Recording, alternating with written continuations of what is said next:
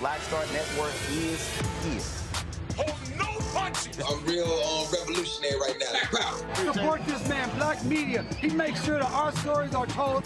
Thank you for being the voice of Black America, Roland. Stay black. I love y'all. All momentum we have now, we have to keep this going. The video looks phenomenal. See, there's a difference between Black Star Network and Black-owned media and something like CNN. You can't be Black-owned media and be scared. It's time to be smart. Bring your eyeballs home.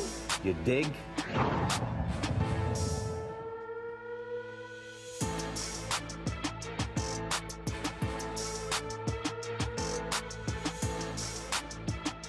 Today is Monday, November 7th, 2022. Coming up on Roland Martin Unfiltered, streaming live on the Black Star Network. It is election eve. Candidates are making their final stand. Polls will be opening early in the morning. We'll talk about the importance of what it means for black voters. Also, the Department of Justice sending monitors to 24 states to ensure compliance with voting rights laws. We'll talk with Congressman Jim Clyburn about the election. Also, we'll talk with the Lawyers Committee for Civil Rights Under Law about voter protection. Plus, we'll hear from Congressman Gregory Meeks of New York as well. Folks, Cheri Beasley is vying to become North Carolina's first Black U.S. Senator. We'll talk with her on the show as well. It is a jam-packed show. It is time to bring the funk on Roland Martin Unfiltered on the Black Star Network. Let's go. He's got it. Whatever the biz, he's on it. Whatever it is, he's got the scoop, the fact, the find. And when it breaks, he's right on time and it's rolling. Best believe he's knowing. Putting it down from sports to news to politics. With entertainment just for kicks, he's rolling. It's on go, y'all. It's Roland Martin, yeah. Rolling with Roland now.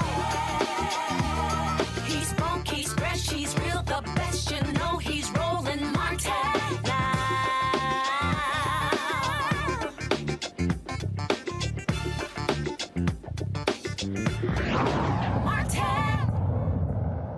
Polls open in just under 12 hours all across the country. Critical midterm elections, folks. Lots going on in this country. Democracy is at stake.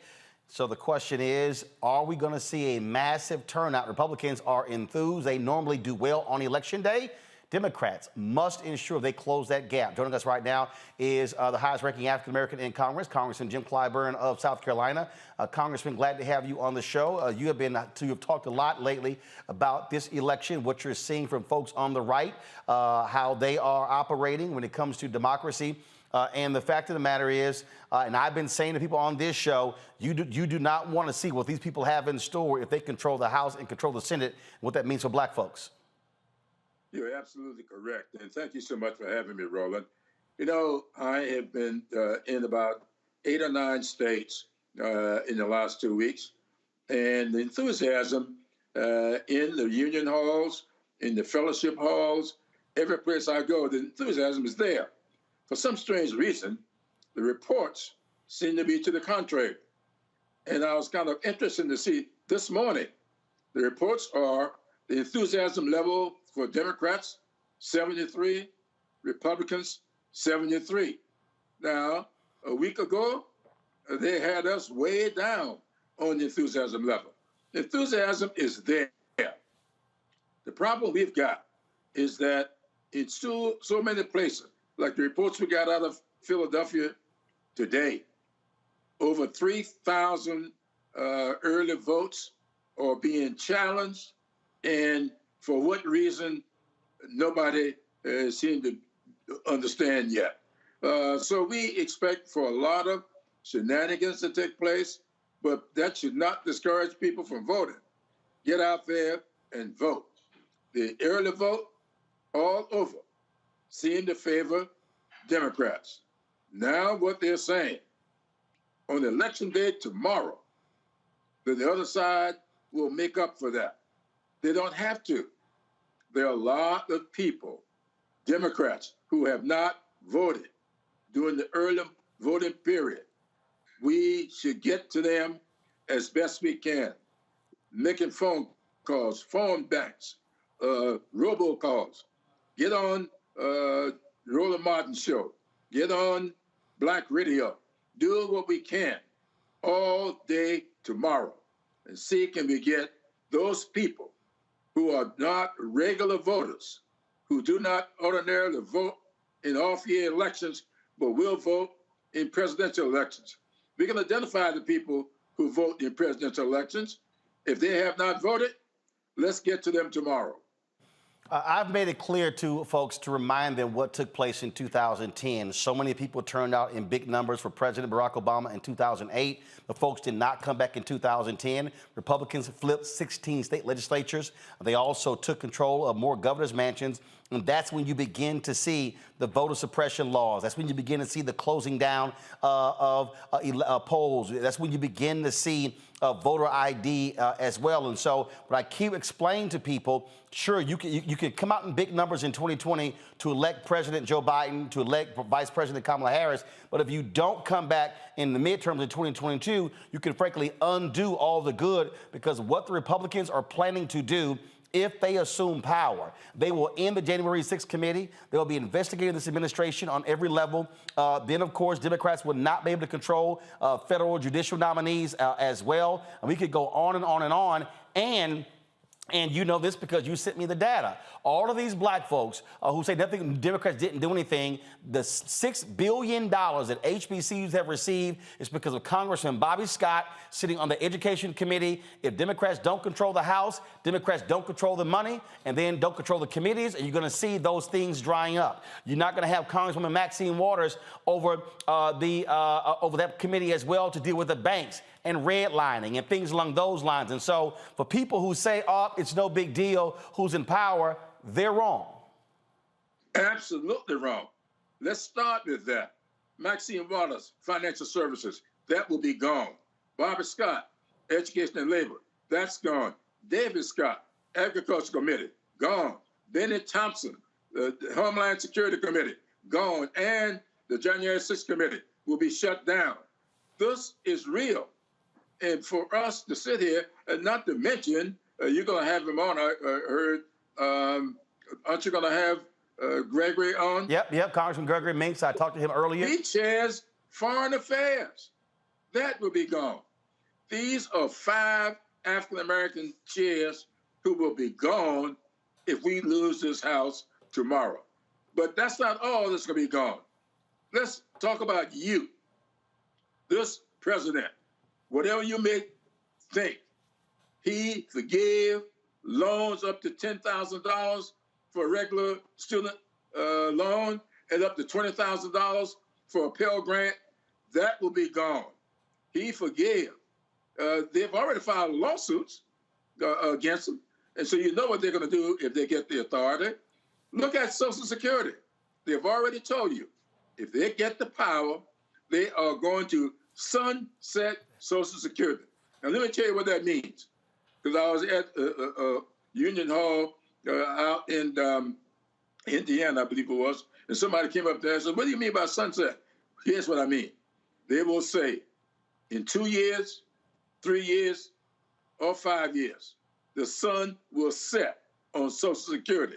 That means the sun goes down. It's set. Social Security goes down. That's what it means. Medicare. They're saying they're going to means test Medicare. Here's what that means. That means that you will get Medicare based upon your need, what they determined to be your need. They didn't ask you what your need was when you were paying into Medicare. Every time you got paid, you paid in it. You've been paying, I've been paying Social Security since I was 16 years old. And all of a sudden now, all these years, I'm 82 years old. That's a long time paying Social Security. And then you're going to tell me you're going to sunset Social Security and my money that I put into it? They're telling you that's what they're going to do. Student loan debt will be gone, Social Security gone, Medicare gone, and look at what I tell everybody, look at that concurrent opinion written by you-know-who, Clarence Thomas. And when Clarence Thomas voted to take away a woman's right to choose, he didn't sign on to the opinion for the majority. He wrote his own opinion. And in his own opinion, saying if it was up to him, he would take away contraception and the rights of contraception. This stuff is real. They do not plan to have a democracy.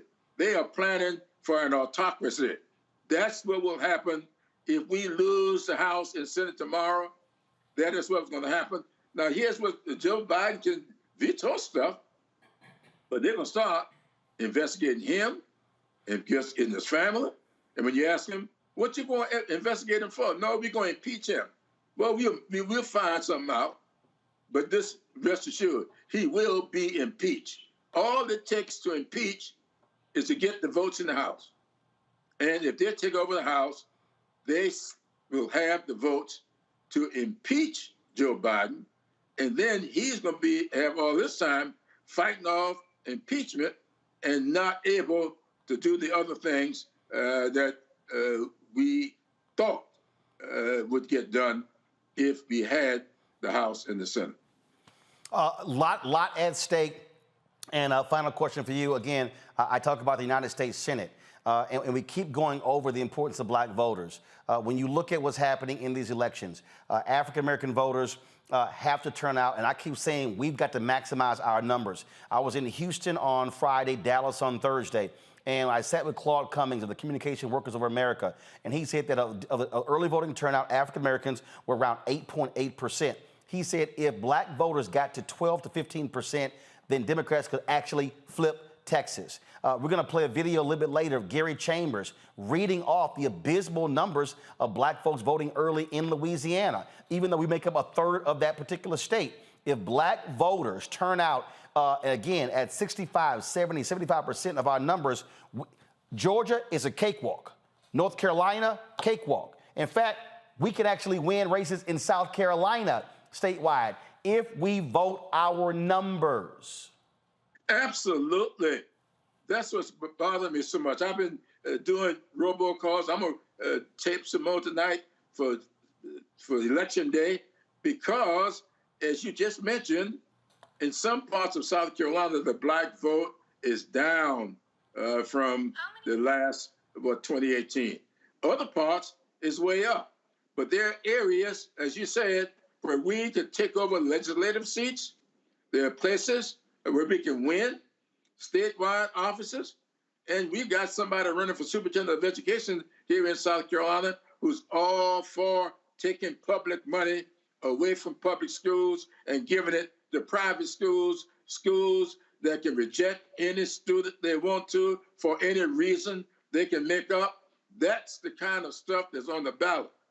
We have got to turn out and vote tomorrow like we never voted before. And let me say this, I used to teach history, and I remember my students used to tell me all the time, why we spend so much time talking about stuff that happened way back yonder. And I would always say to them, because anything that's happened before can happen again. Now, a lot of people introduced me as the first Black congressman from South Carolina. No, I'm the 9th. There were 8 Black people from South Carolina serving in the United States Congress before me. The problem is there are 95 years between number 8 and number 9. Why? Because in 1896, Plessy versus Ferguson, they took all of our voting rights away, and Black folks got out of Congress, out of legislative halls, and it was 95 years before another one came from South Carolina. That is what's in store when you've got a law on the books in Georgia that says you can nullify votes, that says it's a criminal act to give somebody a bottle of water waiting in line to vote. These kinds of things are just as onerous as it was back in the 50s and the 40s when you had to tell how many bubbles were in a bar of soap, how many jelly beans in a jar in order to register to vote. Interpret the Constitution to the satisfaction of somebody sitting in a chair who probably, I would bet money, could not read, could not spell Constitution. So this is what we are up against. These MAGA or MAGA Republicans, whatever they call themselves, they are planning a legitimate insurrection. They tried one on January 6th. It did not work. They are going state by state, precinct by precinct, trying to install autocracy in this country. Congressman Jim Clyburn, we certainly appreciate it. We've done as much as we could to sound the alarm on this show. And in my interview with Congressman Gregory Meeks, one of the things that we talked about also was the need for these, and I'm going to say it, these white strategists in the Democratic Party, they have got to put the resources to turn out Black folks, especially Black men. They got to be able to have a dedicated program to do so. You turn your core voters out, and also they got to spend the money on Black-owned media. I can tell you what was spent with us was paltry, and then all of a sudden people start blowing my phone up last week, and I'm like, we've been waiting on y'all for 6 weeks. For 6 months. I think that, look, if Democrats don't win tomorrow and we look at those numbers and we don't see where Black voters could have been or should have been, there needs to be some serious discussions at the DSCC, DCCC, DGA, all of these liberal progressive PACs as well, because at the end of the day, they keep chasing suburban white women, but you better pay attention to your base, and the base of the Democratic Party are Black people. And let me just say this.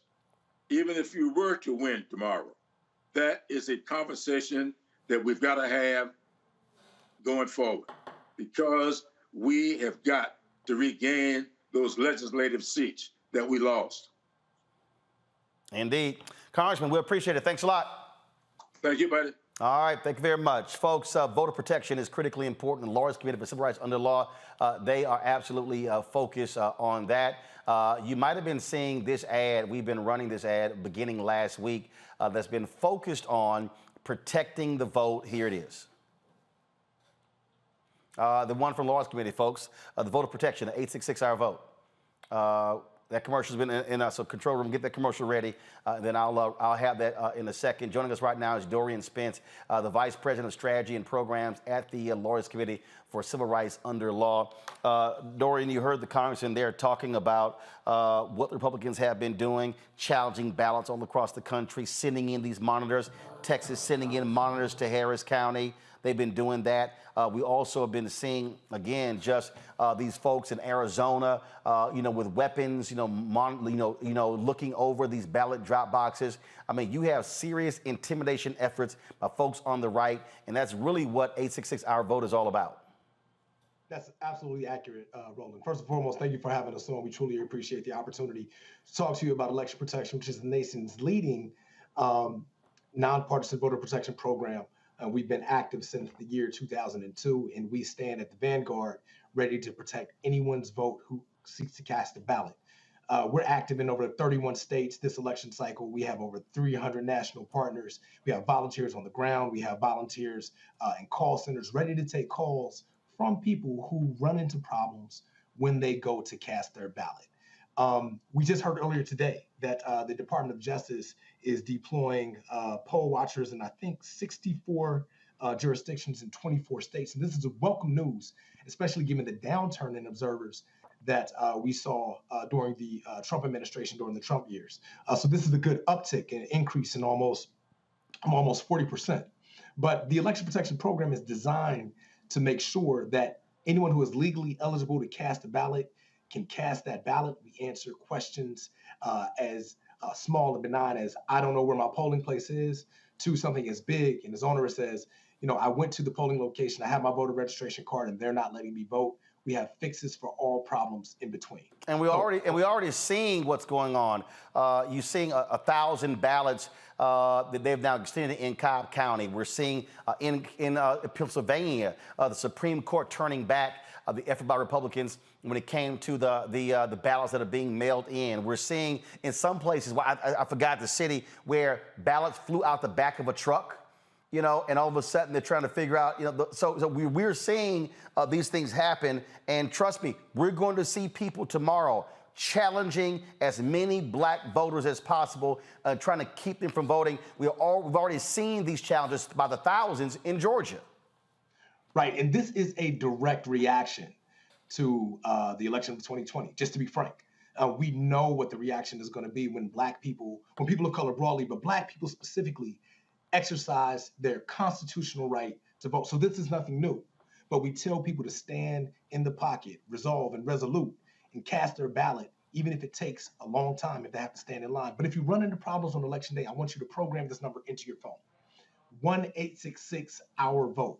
Once again, you've seen the ads on Roland Martin's show. We really appreciate you running these ads, Roland.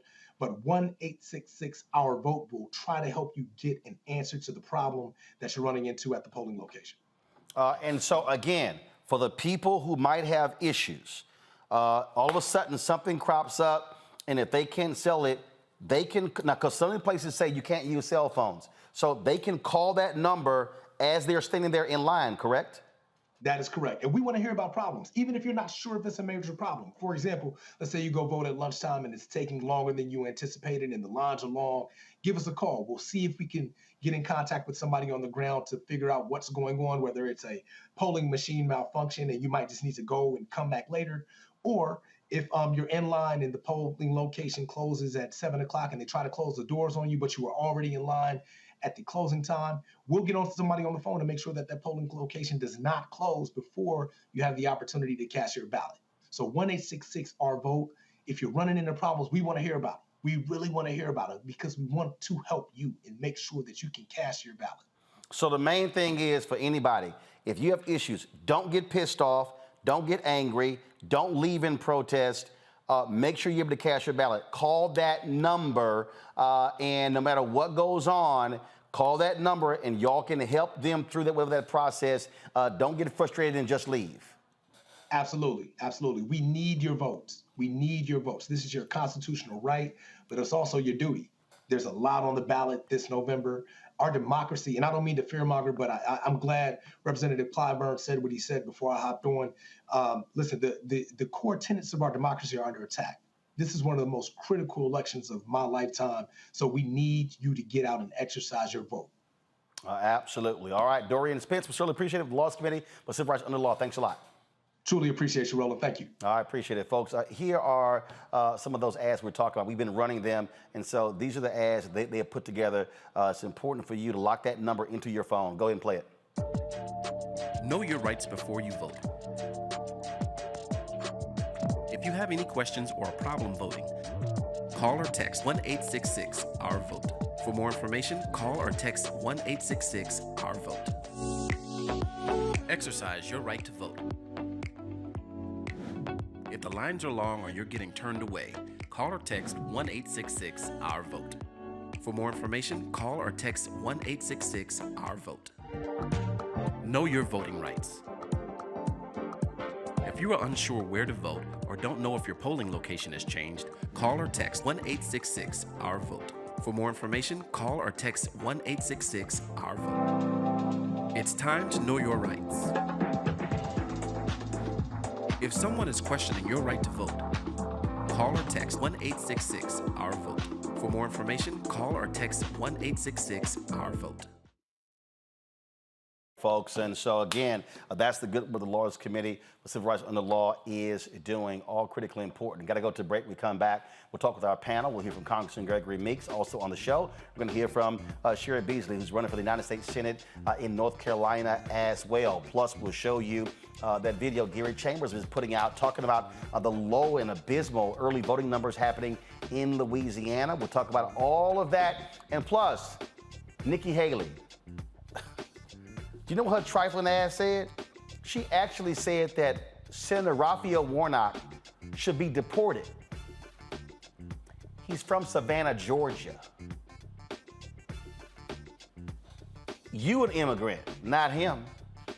And a group of African Americans has sent a letter to MSNBC President Rashida Jones demanding a meeting over the firing of Tiffany Cross. We'll break it all down right here in Roland Martin Unfiltered on the Black Star Network. Download the Black Star Network app, folks. We've already hit 50,000 downloads. Now let's go to 75,000. Hit download it on your Apple phone, Android phone, Apple TV, Android TV, Roku, Amazon Fire TV, Xbox One, Samsung Smart TV, and join our Bring the Funk fan club. Your dollars make it possible for us to do what we do. Send your checks and money orders to P.O. Box 57196, Washington, D.C. 20037-0196. Cash App, $RM Unfiltered. PayPal, R Martin Unfiltered. Venmo is RM Unfiltered. Zelle is Roland at RolandSMartin.com. Roland at RolandMartinUnfiltered.com. And get your copy of your book, White Fear, How the Browning of America is Making White Folks Lose Their Minds. Available at all bookstores and also Amazon, Barnes & Noble. You can also, of course, get it from your favorite black bookstore. Download your copy on Audible. We'll be right back.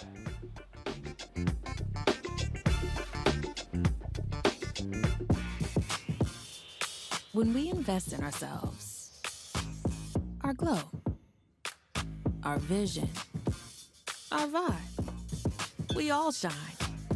Together, we are black beyond measure. It's time to know your rights.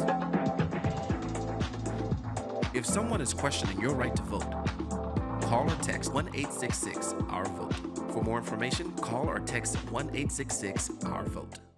We've got to stand up. Republicans are banning abortion rights, tearing down democracy, blocking progress. But when Democrats stand together, we win.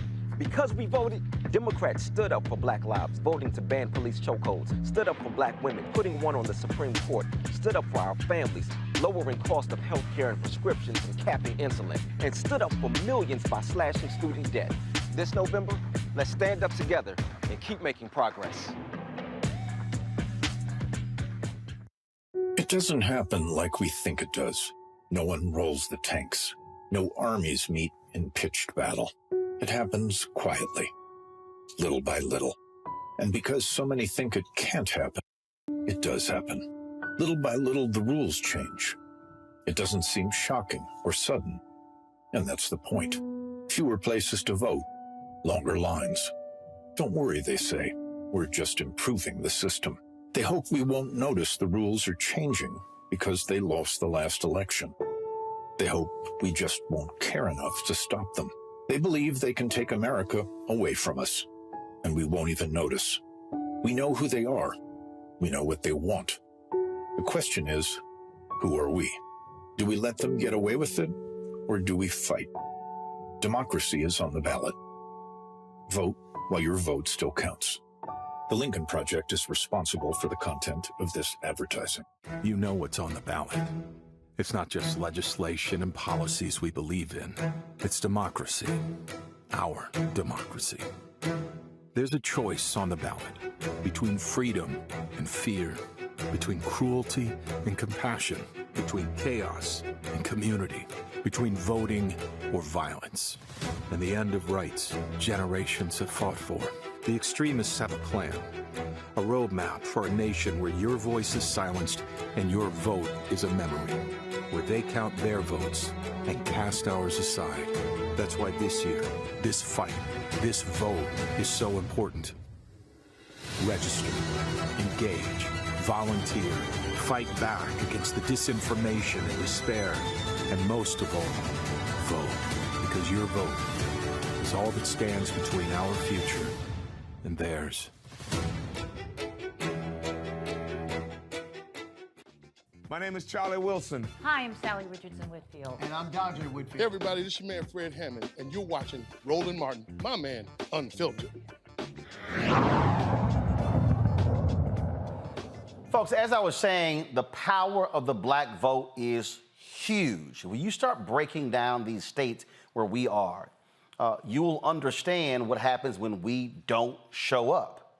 And frankly, we're allowing our power to be unused. And so how do we complain about what we're not getting? How do we complain that, oh, we're not getting these billions of dollars coming from out of Washington, D.C., and we're not, this is not happening on the state level and the county level and the local level? Well, again, voting is a part of that. You've never heard me say that voting is the be-all to end-all, that everything that with Black America is based upon voting. You've never heard me say that. But you have heard me say that voting is a part of this process. We cannot complain about policies if you then don't change out the politicians. We can't holler tangibles and we want this and want that if we are not maximizing our vote. Gary Chambers, who's running for United States Senate in Louisiana, put this video out, folks, and listen to how he breaks down the early voting turnout in the largest cities where black folks reside in Louisiana. In East Baton Rouge Parish, there are 129,000 eligible black voters. Only 12,520 showed up to vote. In Orleans Parish, there are 145,000 eligible black voters. Only 16,000 showed up to vote. In Caddo Parish, there are 73,000 black voters. Only 6,955 showed up to vote early. In Jefferson Parish, 73,000 black voters. 6,428 showed up to vote early. In Lafayette Parish, 37,000 black voters, 2,751 showed up to vote. In Ouachita Parish, 37,000 black voters, 2,928 showed up to vote. In Calcasieu Parish, 31,000 black voters, 2,260 showed up to vote. St. Landry, 25,000, 3,038 showed up. St. Tammany, 22,000. 2,409 showed up to vote, and in Tangipahoa, 21,000 eligible black voters and 1,541 showed up to vote. There are 900,000 registered black voters. 96,000 black voters have showed up so far. That means for every black person in Louisiana right now that you see, when you see 10, only one of them voted. John Kennedy was elected with 536,000 votes. He is talking about crackheads, and I'm talking about change. The question is, how bad do you want change? Get up and do something. Share this video so that people in our state know. And I'm gonna watch the numbers to know if you're sharing, because that's how we know that we are communicating with people. The revolution may not be televised, but they ain't said nothing about it. Dr. Julian Valvo, Dean, College of Ethnic Studies, California State University, Los Angeles. Renita Shannon, Georgia State Representative. Dr. Jason Nichols, Senior Lecturer, African American Studies Department, University of Maryland, College Park. Look, bottom line, Julian, and 10%. 10%.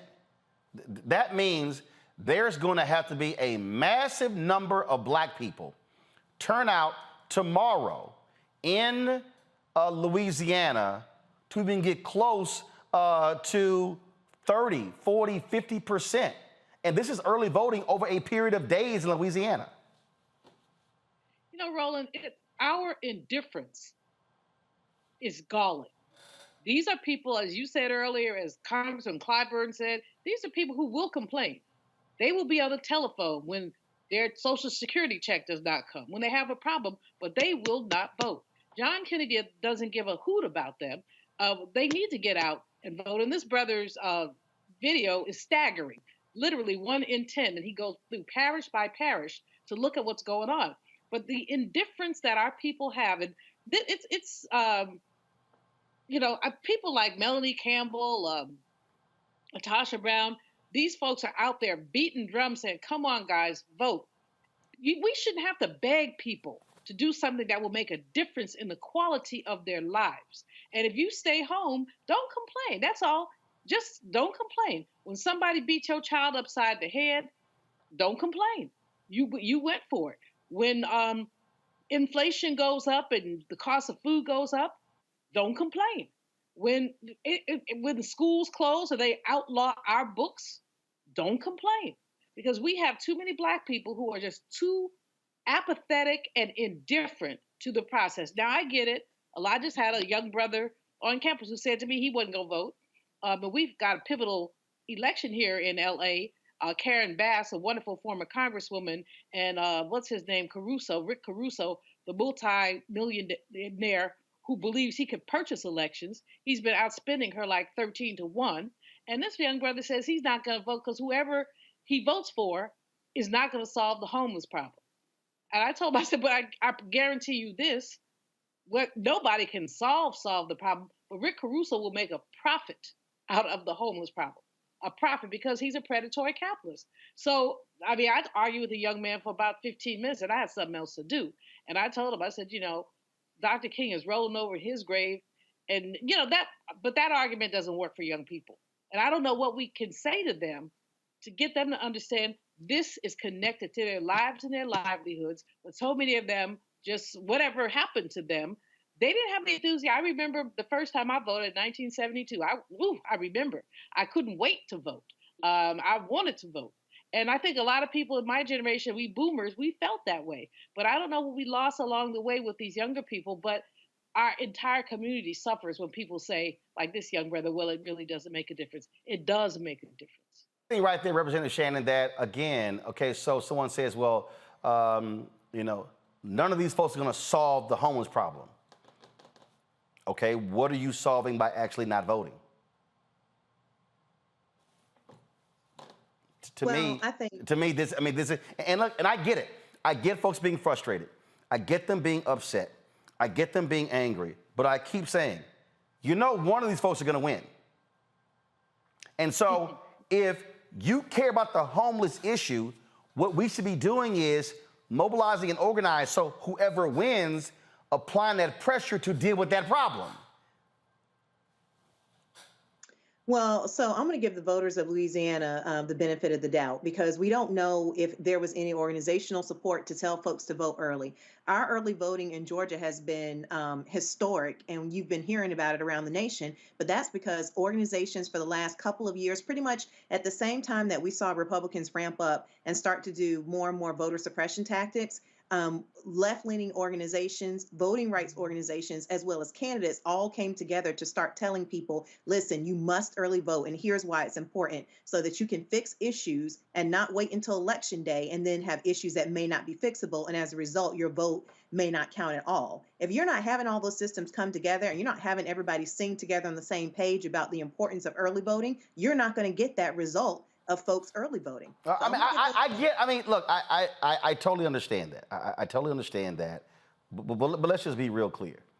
If you're living in Louisiana, you are being inundated with political ads on television, on every radio station. You seeing billboards. You see something is telling you, yo, there's an election going on around here. And I get it. And you absolutely have to have the organizations that are on the ground, and there are organizations that are on the ground in Louisiana that have been doing that. Have they gotten the level of attention that with what New Georgia Voting Project did? Nope. Have they gotten it? But you have had that. But still, what I'm trying to say, though, is our people are going to have to assume responsibility. As Dr. King said, you have to write your own Emancipation Proclamation.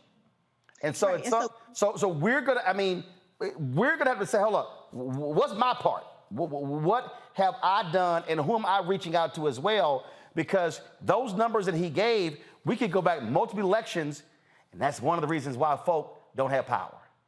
But here in Georgia, like I said before, year after year, we've had everybody get swamped with election ads. We had the same thing going on that every other state had going on. I'm telling you that our numbers being historic for early voting did not change until we started with the specific messaging of why it was important to early vote and teaching people to use that as a way to beat voter suppression and having problems at the polls. So until everybody's on that same page talking about, hey, you need to early vote specifically instead of waiting till Election Day, Georgia looked a lot like what's going on in Louisiana. Everybody just waiting until Election Day. So I do think that that is the difference. Jason. So it's interesting. I was just on television earlier with a pollster, and this pollster said that 14% of African Americans were undecided, and that basically indicates that they're not going to vote at all. So I think it's really important for us to get out there and cast our ballots. Is that national or was that a state? That's a national. That's not state. Okay, got it. Okay. But yeah, I mean, nationally, he was saying that about 14% were going to say they're going to go to Republicans, and another 14% says that they're not going to, or that they haven't decided, which indicates generally that they're not going to vote. I hope none of that is true. Democrats need about 90% of African American votes to win. And I think one of the things that I would always say to people when I encounter students who say something similar to the student who spoke to Julian or Dr. Malveaux, I would always say there would not be, if voting were not important, they would not put so many obstacles in the way of you voting. And they've always done it. And it goes back, they put obstacles in the way of your parents voting, of your grandparents voting, and now they're trying to put obstacles in the way of you voting. If voting were not important, they wouldn't do that. And again, part of this is our responsibility after Election Day, as you stated, Roland, and that is that we have to hold our elected officials accountable. You don't just elect your school board. You go to school board meetings. You go and you say that you don't like the curriculum. Guess who's doing that? Not the people that support what we support, not the people that support the education that we want for our children, but we need to do the same thing, and we need to hold our elected officials accountable. We've seen the Republicans primary tens, dozens of their people, whether it was the Tea Party movement or the Trump movement, where they come through and they primary people that they don't agree with. We need to use our ballot as power and not say that it doesn't do anything, because if it didn't, they wouldn't put so many obstacles in the way of us voting. Absolutely. I had Walter Hudson in our YouTube chat. He said, I totally understand what she is saying because I have two ignorant, illiterate, and foolish sons who are determined not to vote. Just pray and move on because this new rebellious in the black community is real. Well, I tell you, Walter, I don't know how you handle it, but I'm just letting you know right now, if I had two sons and they were acting the fool and wouldn't vote, they punk asses couldn't come nowhere near my house for no Sunday dinner or anything. I'll be laying down the law when it comes to that. So I'm just, hey, keep trying. But I don't understand what these folks out here think who yell, holler, and scream. They want to see tangibles. They want to see results. They want to see stuff. But again, and let me say it again for the folk in the back. Voting is the end of one process and the beginning of another.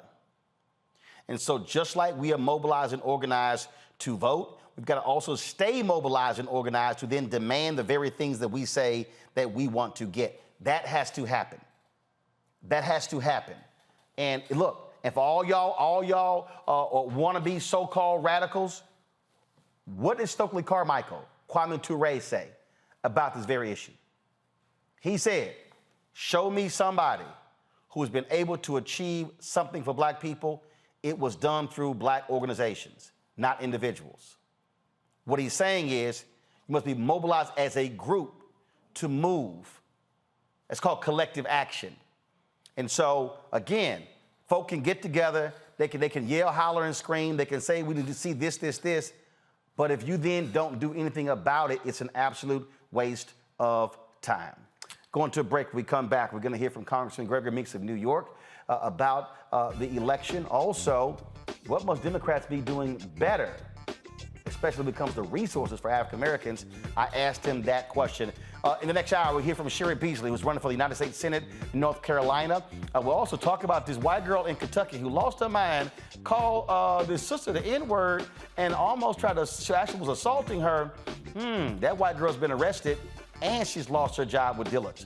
I'll explain all of that. You're watching Roland Martin Unfiltered on the Black Star Network. Download the Black Star Network app, folks. Apple phone, Android phone, Apple TV, Android TV, Roku, Amazon Fire TV, Xbox One, Samsung Smart TV. Please join our Bring the Funk fan club. Your dollars make it possible for us to do what we do. Send your checks and money orders to P.O. Box 57196, Washington, D.C. 20037-0196. Cash App, $RM Unfiltered. PayPal is R Martin Unfiltered. Venmo is RM Unfiltered. Zelle, Roland at RolandSMartin.com. Roland at RolandMartinUnfiltered.com. And of course, be sure to get your book, The White Fear, How the Browning of America is Making White Folks Lose Their Minds. Ben Bella Books, Amazon, Barnes & Noble, IndieBound, Bookshop, Chapters, Books A Million, Target. Also order through your favorite black bookstore or download the book on Audible. We'll be right back. When we invest in ourselves, we all shine. Together, we are black beyond measure. Exercise your right to vote. If the lines are long or you're getting turned away, call or text 1-866-OUR-VOTE. For more information, call or text 1-866-OUR-VOTE. We've got to stand up. Republicans are banning abortion rights, tearing down democracy, blocking progress. But when Democrats stand together, we win. Because we voted, Democrats stood up for Black lives, voting to ban police chokeholds, stood up for Black women, putting one on the Supreme Court, stood up for our families, lowering cost of health care and prescriptions and capping insulin, and stood up for millions by slashing student debt. This November, let's stand up together and keep making progress. When we invest in ourselves, our glow, our vision, our vibe, we all shine. Together, we are black beyond measure. I am Letitia Hill Gadet, owner of Ottendorf Laboratories. In America, our freedom of speech and the right to peacefully protest is a wonderful thing, but faith without works is dead. Will you take souls to the polls? If you don't vote, all of your activities were done in vain. I am an ordained minister, a presiding elder in the AME Zion Church, a wife, a mother. I am spending my time and my resources to encourage you to vote. Paid for by Ottendorf Laboratories. It doesn't happen like we think it does. No one rolls the tanks. No armies meet in pitched battle. It happens quietly, little by little. And because so many think it can't happen, it does happen. Little by little, the rules change. It doesn't seem shocking or sudden. And that's the point. Fewer places to vote, longer lines. Don't worry, they say. We're just improving the system. They hope we won't notice the rules are changing because they lost the last election. They hope we just won't care enough to stop them. They believe they can take America away from us, and we won't even notice. We know who they are. We know what they want. The question is, who are we? Do we let them get away with it, or do we fight? Democracy is on the ballot. Vote while your vote still counts. The Lincoln Project is responsible for the content of this advertising. Hey everybody, it's your girl Lunel. So what's up? This is your boy Earthquake. Hi, I'm Cheri Rose, and you're watching Roland Martin Unfiltered.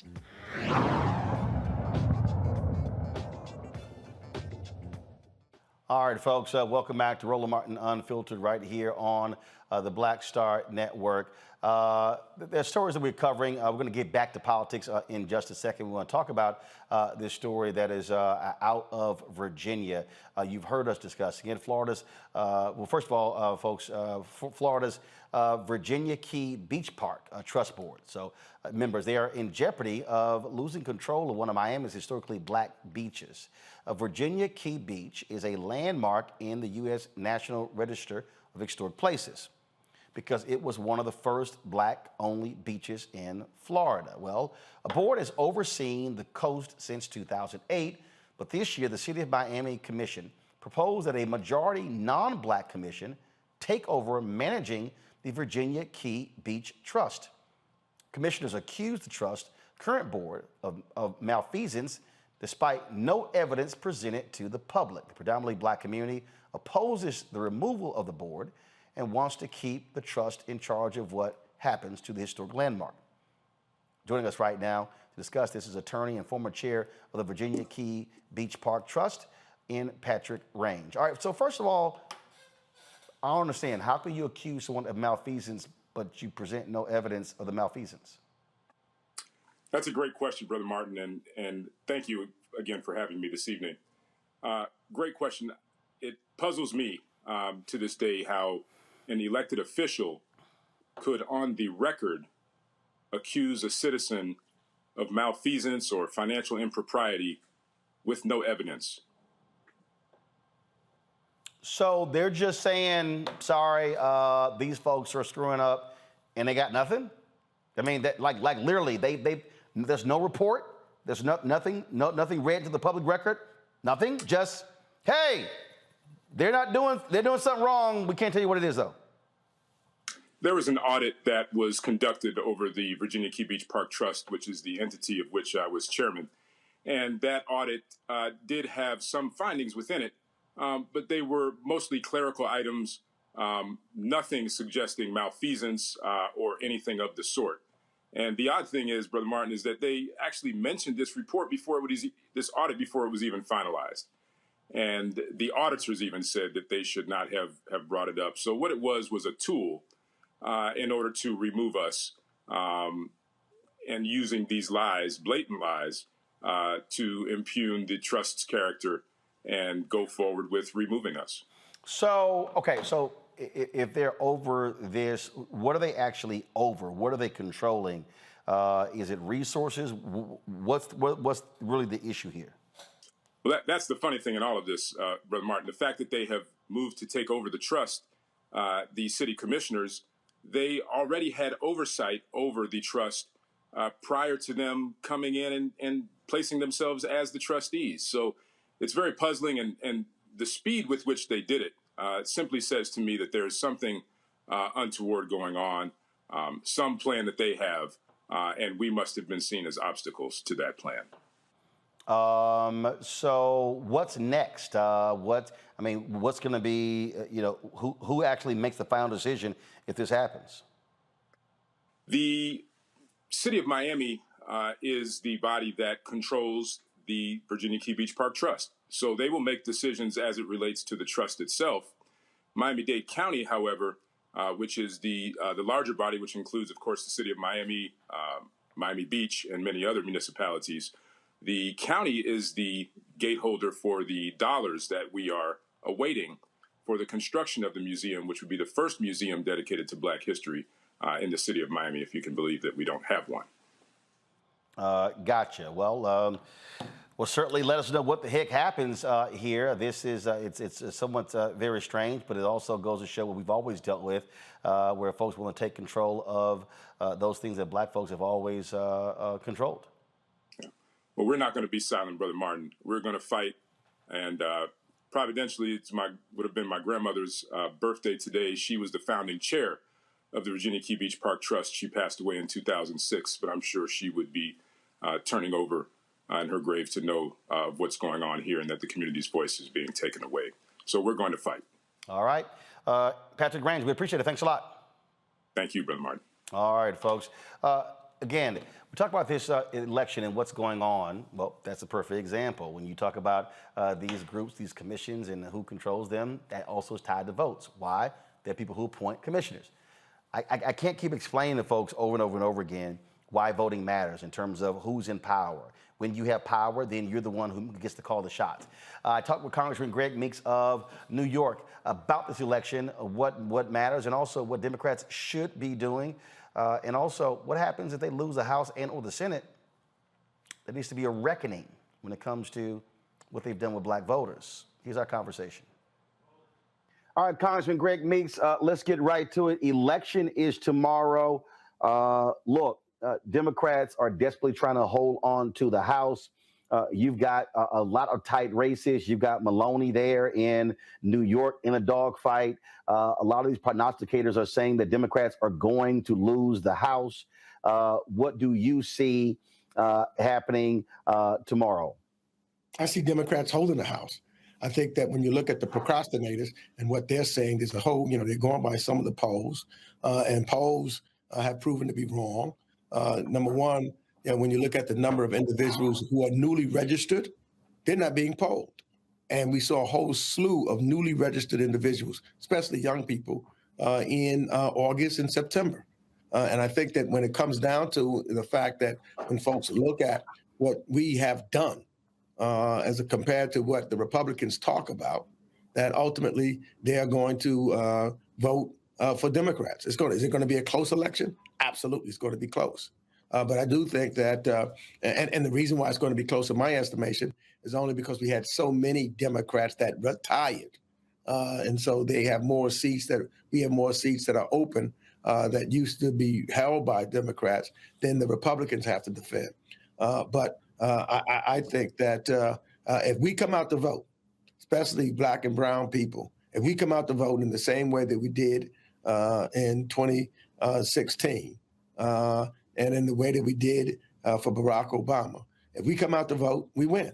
But on that, I mean, here's the reality. The reality is Obama brought out those number of black voters because he was African American. Let's just be straight. And I have been critical of him and the Democratic Party infrastructure, because what happened was a lot of those white media consultants, I'm going to be very specific, were like, cool, we don't have to sit here and do what we did before. Now, here's the problem with that. You still needed that black infrastructure when he was no longer president. And since he left, Democrats have been desperately trying to put that infrastructure back together. And I can tell you, Congressman, I have spent a lot of time on the ground with grassroots organizations, with activists, myself in black-owned media, that short shrift is being paid and the resources are not being put into black communities to turn them out. We're seeing what's happening with black men, that, a lot of us sounded the alarm and there was no significant infrastructure put in place or a plan to really talk to them. And so look, if Democrats lose the House tomorrow night and lose the Senate or lose either one, there has to be a reckoning in this party when it comes to the soul and the backbone of the party and the unwillingness to properly fund and go after black voters. Well, I think that what we're seeing is happening. I know, for example, there's been more individuals as chair of the Congressional Black Caucus's Political Action Committee. We put more money into it, and we had a focus on black men. And we've talked within the DCCC and others, and we've watched the vendors. And I can tell you that with reference to the dollars that the DCCC has put in, I think part of the problem is, though, when you look at what takes place at these elections, and the reason why you look at the money differential that's compared there into the Democratic Party or not, is because of the Citizen United case. And you see these multi-billionaire Republicans at the last second putting in all of this money, and it makes the scale go, lopsided. Oh, no. I totally get that. I'm not speaking of the actual scale. What I'm speaking of are real dollars. And what I'm talking about is, and I'll go ahead and say it, all too often, and I've heard this from way too many black folks who've been in this game for quite some time, that black folks are asked to volunteer and not be paid. I can tell you, look, we were reaching out 6-7 months ago in terms of my media company, others in black-owned media, weren't hearing back, folks weren't getting back. Then all of a sudden, we do get a phone call in September, and what was being discussed was so trifling that I simply rejected it outright on principle. What I'm saying is, look, the black voter today is different than it was 20, 30 years ago. Older black voters self-identify as Democrats. You go 45 and below, they're not. So Democrats are going to have to work a hell of a lot harder to get black folks a message to them. And what I'm saying is that's a problem, and we're actually seeing it in the research and the data that exists before us. And I think that is going to be something that they are going to have to address. They lose tomorrow, it's sitting right there, and the black pollsters have been saying it. I don't know if these white strategists in the party are listening.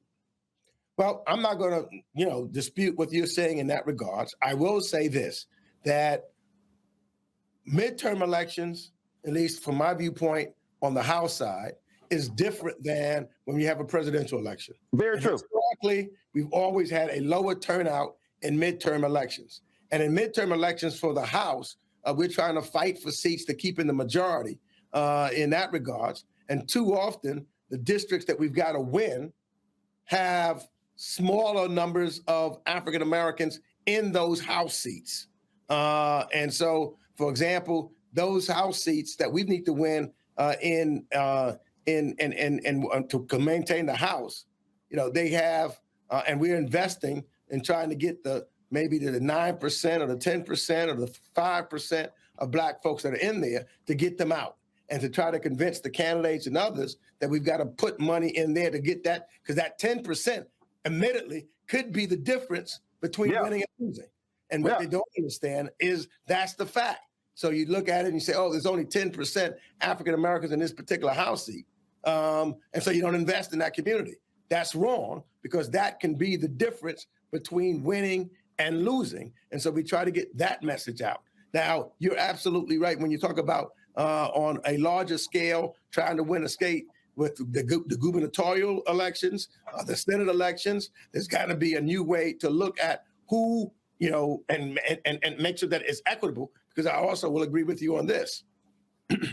Your company, for example, they offer you one amount of dollars, and somebody else who's going to do something else with other folks, et cetera, they pay them substantially more. So I don't blame you for saying that I'm going to only accept what you are paying other people. Yep. And so we're going to fight again for the Congressional Black Caucus to make sure that there's parity and it's equitable in the number and who you're hiring and how you're paying them. And so I clearly understand. So I don't want to make it seem like what you're talking about. I understand, and that's a fight that we do have to make and make sure that we fix come 2024. I think that we have, I know with the DCCC, we've made a significant change there. I could see the numbers and the percentage of paying of black folks involved in the DCCC, as well as those that they've been hiring, et cetera, as far as consultants are concerned. But we had a broader problem. I don't disagree with you at all. When we talk about messaging, there's been so much focus on, obviously, from a Democratic standpoint, on Roe v. Wade. But when you look at what people are talking about, they're talking about economy. As somebody who has watched y'all pass bills, watched the Senate do things, and then Biden signs them, I sort of go back to when Obama was president. And that is, okay, signing a bill is one thing, but going hard and messaging and letting folks know what you did is another thing. Do you believe that's also one of the weaknesses that Democrats did not properly define themselves on what happened with this economy? I mean, I look at this election and I saw very few people reminding who sent those checks out that helped people pay their rent. They help people put gas in their car, and who screwed up the Earned Income Child Tax Credit? And I was just sort of like sitting here going, there is an economic story to tell. They're just not telling it. Roland, you are 1,000% right. I'm looking at all of the ads that everybody put on television. I've seen not one talk about what we've done. Not one. We've taken care of veterans with the PACT Act. We have the Inflation Reduction Act. We did a infrastructure bill. We passed the CHIPS bill, all of which brings jobs back, creates better opportunities, makes some prescription. You can negotiate your prescription drugs now, caps the the amount that seniors would have to pay for health care, extended everybody saves money, money that we put people's in pockets. They forget about when Trump was president, we didn't have, what he was talking about as far as the pandemic is concerned. And there is not one commercial that I've seen to articulate what we have done. I know in my district, I say that all the time. I said, do I have to remind you? Let me remind you of this fact. And we did it with a 50-50 split Senate and only a 5 majority in the House. So the motivation of what should have been, especially in the Senate, is because we had times where we had 1 or 2 senators, because we had 0 votes on the Republican side. Remember that, 0. Right. And where 1 or 2 senators, thereby who comes from different kinds of districts, could hold it up. So we should have had the momentum, and the objective is, let's elect at least 2 more senators, so therefore we don't have to worry about just that 1 or 2. But we have not talked about that at all. At all. Yeah, that's been, I'm just kind of like, okay, what's going on here? I got to ask you this here. President Biden gave a strong speech last week talking about democracy. And I saw this piece in the New York Times where it said that Biden was hoping to preside over, ending this polarization. And I just think that's Pollyanna, to be perfectly honest. I think at some point, President Biden and Democratic leadership are going to have to accept the reality that stop saying this is not your grandfather's Republican Party. That ain't coming back. The Republican Party today is who they are. They are who, as Dennis Green said in that video, we knew who they were. Okay, and that's the deal. Okay, they're not going back. This notion of ultra MAGA, MAGA is the GOP. And I think part of this thing moving forward, Democrats are going to have to take an aggressive posture and understand you're not reasoning with people who have decided to be 100% in bed with Donald Trump and the crazies. That is now the party. They believe in power, not principles, not morals, not values, not ethics, not character. They want to hold on to power. And I think that has to be how you treat them and deal with them. And I think that's why they should hire you. Because we should hire you, because that's exactly the truth. That's exactly the truth. The Republican Party, look at all of those folks that the Republican Party of the past, they got out of the party themselves. Look at Joe Scarborough. He was one of the biggest Republicans. He's got out of the party. And all of those kind of, so they tell you that's not our party anymore. So if you see the Republicans of the past saying that's not our party anymore, and they had to leave the party, then you should believe them. And that's who they are. The Republican is the Magna Party. This so-called, they try to call themselves the Freedom Caucus. They're really the caucus of January 6th, the insurrectionist caucus. Yeah, absolutely.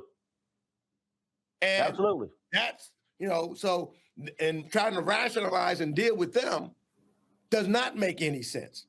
When you look at those individuals, they're not rational. And that's what that Republican Party is. And that's what should be said. Because if you talk to privately, as I have some of the Republicans that say, they'll say behind the scenes that they don't agree with this, agree with that. But they know if they did that, it's against their party. And they will get rid of them. So they thereby fall in line with what the party is today and will be tomorrow. Well, it is. I think it's going to be. We're going to be on for 6 hours tomorrow night. And this is a perfect example of why I go so hard when it comes to the dollars. There's no Black-owned media outlet that's going to have 6 hours of live coverage tomorrow night. We shouldn't have to depend on MSNBC or CNN or ABC or CBS. From our perspective, I can guarantee you there will be more Black people on Roland Martin Unfiltered, the Black Star Network tomorrow night than probably all those networks combined. And that's why we fight so hard for the dollars, because we've got to be able to tell our story, control our story, and not have to wait for other folk to do it. Well, I couldn't agree with you more, and no one does it. When we look at you, and who's better to tell our story and talk to our people than us, and why you are tremendously important and needed, and others like you. I can tell you, whether you look at this whole political aspect, and that's how I also tell some of our young folks that, let's not, and this is what part of my responsibilities are also, because everybody can't run for office. But there's other professions that we've been locked out of politically. Mm-hmm. Let's get in those spaces, but let's make sure that they are paid like others that are in this also. Because I will admit, it's a capitalist society, and I'm a capitalist. And the whole problem is, don't keep us out of the money. We need to be in the money like everybody else. So that's how we can be free and help like other people have done. That's what is. So we can't sell ourselves short. And let's make sure that we're getting into, and my job is to help opening some of those doors and making sure that we have equity, which is what we've been doing, why these elections are important. What Maxine Waters, for example, has been doing as chair of the Financial Services Committee, putting George Beatty and creating a committee for diversity and inclusion, and then bringing CEOs and others and saying these boards got to open up and putting people in responsible spots where they could make some money, but also change the industry itself so that we can benefit from and have more access to capital and have more businesses, big, small, and medium. Same thing with me on foreign affairs. I mean, that's what's a whole lot of why these elections are important. As chair of the Foreign Affairs Committee, I can say that we've got to make sure that we have Black investors throughout the world and get us at the table. So the same thing. If we don't win tomorrow, and I still think that there's a slim chance, but if we don't, the historic 6 members of the Congressional Black Caucus who are chairs of full committees, who all have this as part of their agenda, we lose all of that. Yep. The Diversity and Inclusion Committee on Financial Services is gone. The focus on the Foreign Affairs Committee on Black America, on Caribbean America, on Africa, on Blacks in Central and South America and all around the world is gone. They're not interested in any of that. If what we've done, what Bobby Scott has done with putting investment in HBCUs, more money has gone to HBCUs, that's gone. In fact, even with what Benny Thompson has been doing with Homeland Security and trying to make sure that the dollars go, defense money and other in that regard, and we've seen the job that he's done to preserve democracy in the January 6th committee.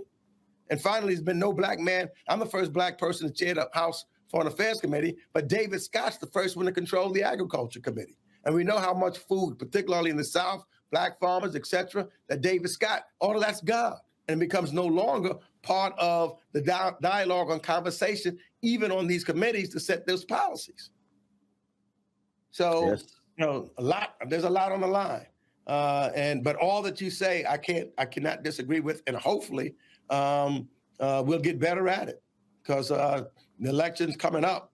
The election tomorrow is very important, and we got to get folks to turn out.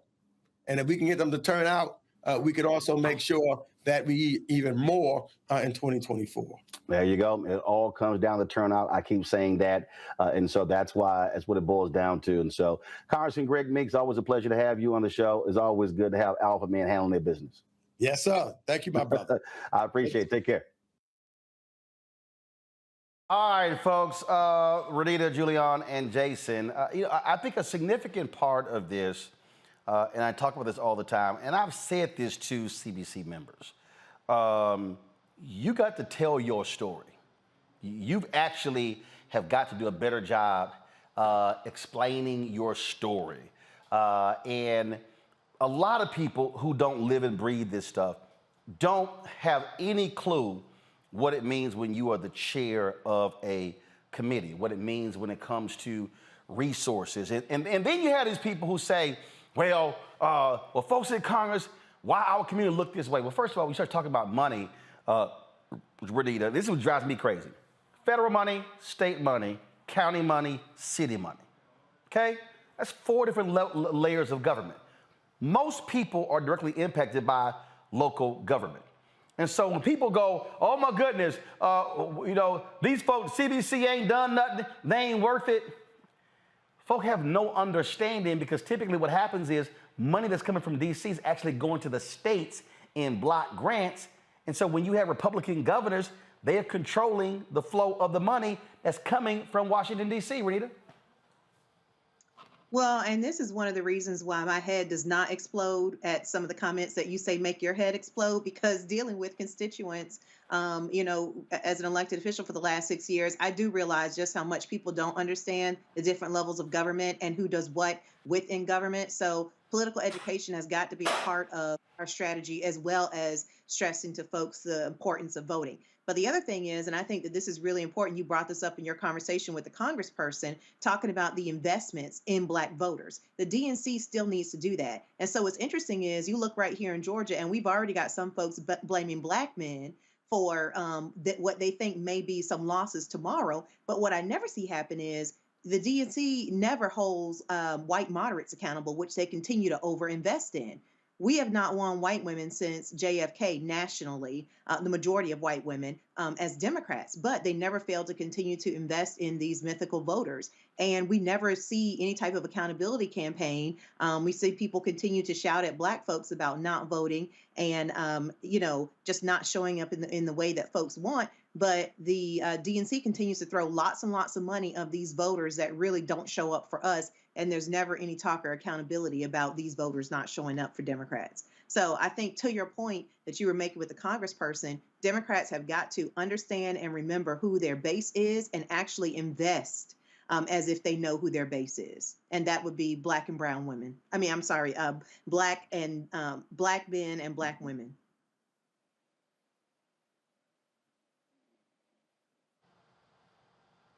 Jason? Yeah, I'm in agreement. I think Democrats, it is incumbent upon the people, the elected officials, and the party to earn people's votes. Now, I do think it's important for us, to take responsibility as voters and to vote. But in order to get them to vote for a particular party, you have to earn it. You can't expect it. And you also have to tout your accomplishments the right way. You have to let people know what your agenda is, and you have to let people know how your agenda will affect their everyday lives. And if people aren't given that information, what are they supposed to be voting for? Just because you have a D behind your name? I don't think that's enough. So I definitely put a lot of the onus for this. If there is a smaller number of African Americans voting in particular places or nationwide, that's on the Democrats. That's on their messaging. That's on their effort to get people out to vote. It seems like African Americans who aren't even elected officials, who aren't necessarily tied to the DCCC, to the DCCC or any other kind of organization like that, they're organizing on their own. They're getting people out to vote. It's the churches. They're doing all of that. Where is the support coming from? The party? And yet, as we saw in 2016, Democrats are really quick to be ready to blame Black folks when they lose, and rarely they don't necessarily give all of Black folks, particularly Black men, the credit when they win. So they sometimes finally, after the election of Doug Jones, they started to recognize Black women, but they didn't do that for Black men. And then wonder why some Black men might be frustrated. So it's time for people, the Democratic Party, to really take this seriously, to go out to their base. Republicans do it. They give their base what they want, and they speak directly to their base. And it seems like Democrats sometimes are lacking in that category. Julian? Democrats shilly-shally around Blackness. They are afraid of Black people, so they do not basically target Black people, even though we are their base. The fact is that they don't want to alienate white people. Therefore, they will not talk directly to Black people. And that's how they lose. Black women and Black men. I mean, sisters like Melanie, Latasha Brown, so many others are out there, Barbara Arnwine, just beating the drums, come on and vote. But they don't have a lot of support from the party. They're doing it on their own. Why will the Democratic Party not support Black voting organizations. And, you know, you've got Jamie Harrison there as the chair of the DNC. And I have to say, extremely disappointed in him. He came in after doing fairly well in South Carolina, running for Senate against Miss Lindsay. And he did fairly well, and we would have thought he took that momentum to do something with it, but we didn't see that from him. And I'm sick. Because he doesn't. Because let's be clear.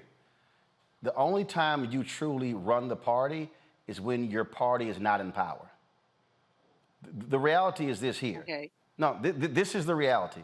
We've seen numerous stories over the past 18 months. You haven't seen them in the last 6 months, but in the first 18 months, there were at least 3 or 4 stories of stories talking about how Jamie was threatening to quit.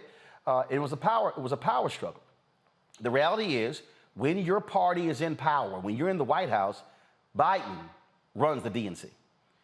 His aides, his deputy chief of staff, Jen O'Malley, they run the DNC. And so he's not making those decisions. But here's the other thing that we have to also, we've got to broaden this. Because see, this is the mistake that I saw. And again, this is not defending Jamie. This is actually stating fact. The DNC, it used to be the DNC or the RNC was the primary vehicle for funds.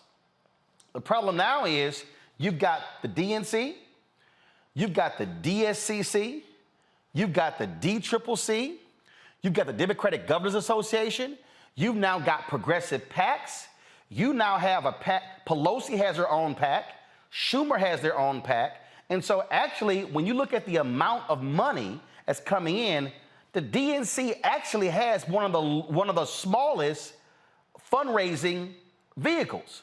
And their money is going not just to the DNC, but to 50 states.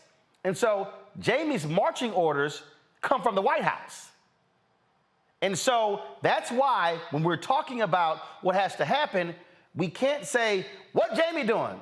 And leave off all the rest of these other entities that actually have more money than Jamie has. Yeah, Roland, but at the same time, I agree with you about the number of funding arms they have. I agree with you that is, you know, the party that if the White House runs the DNC, as an example, and they, you know, I agree with that. But at the same time, I really would have expected and hoped that this brother would have taken a stronger stance. How? Maybe he couldn't. You don't. You again though. Okay. Define a stronger stance. What does that mean? Put some more money in some black people's hands. Okay, but again, let me say it. Okay, let me say it again.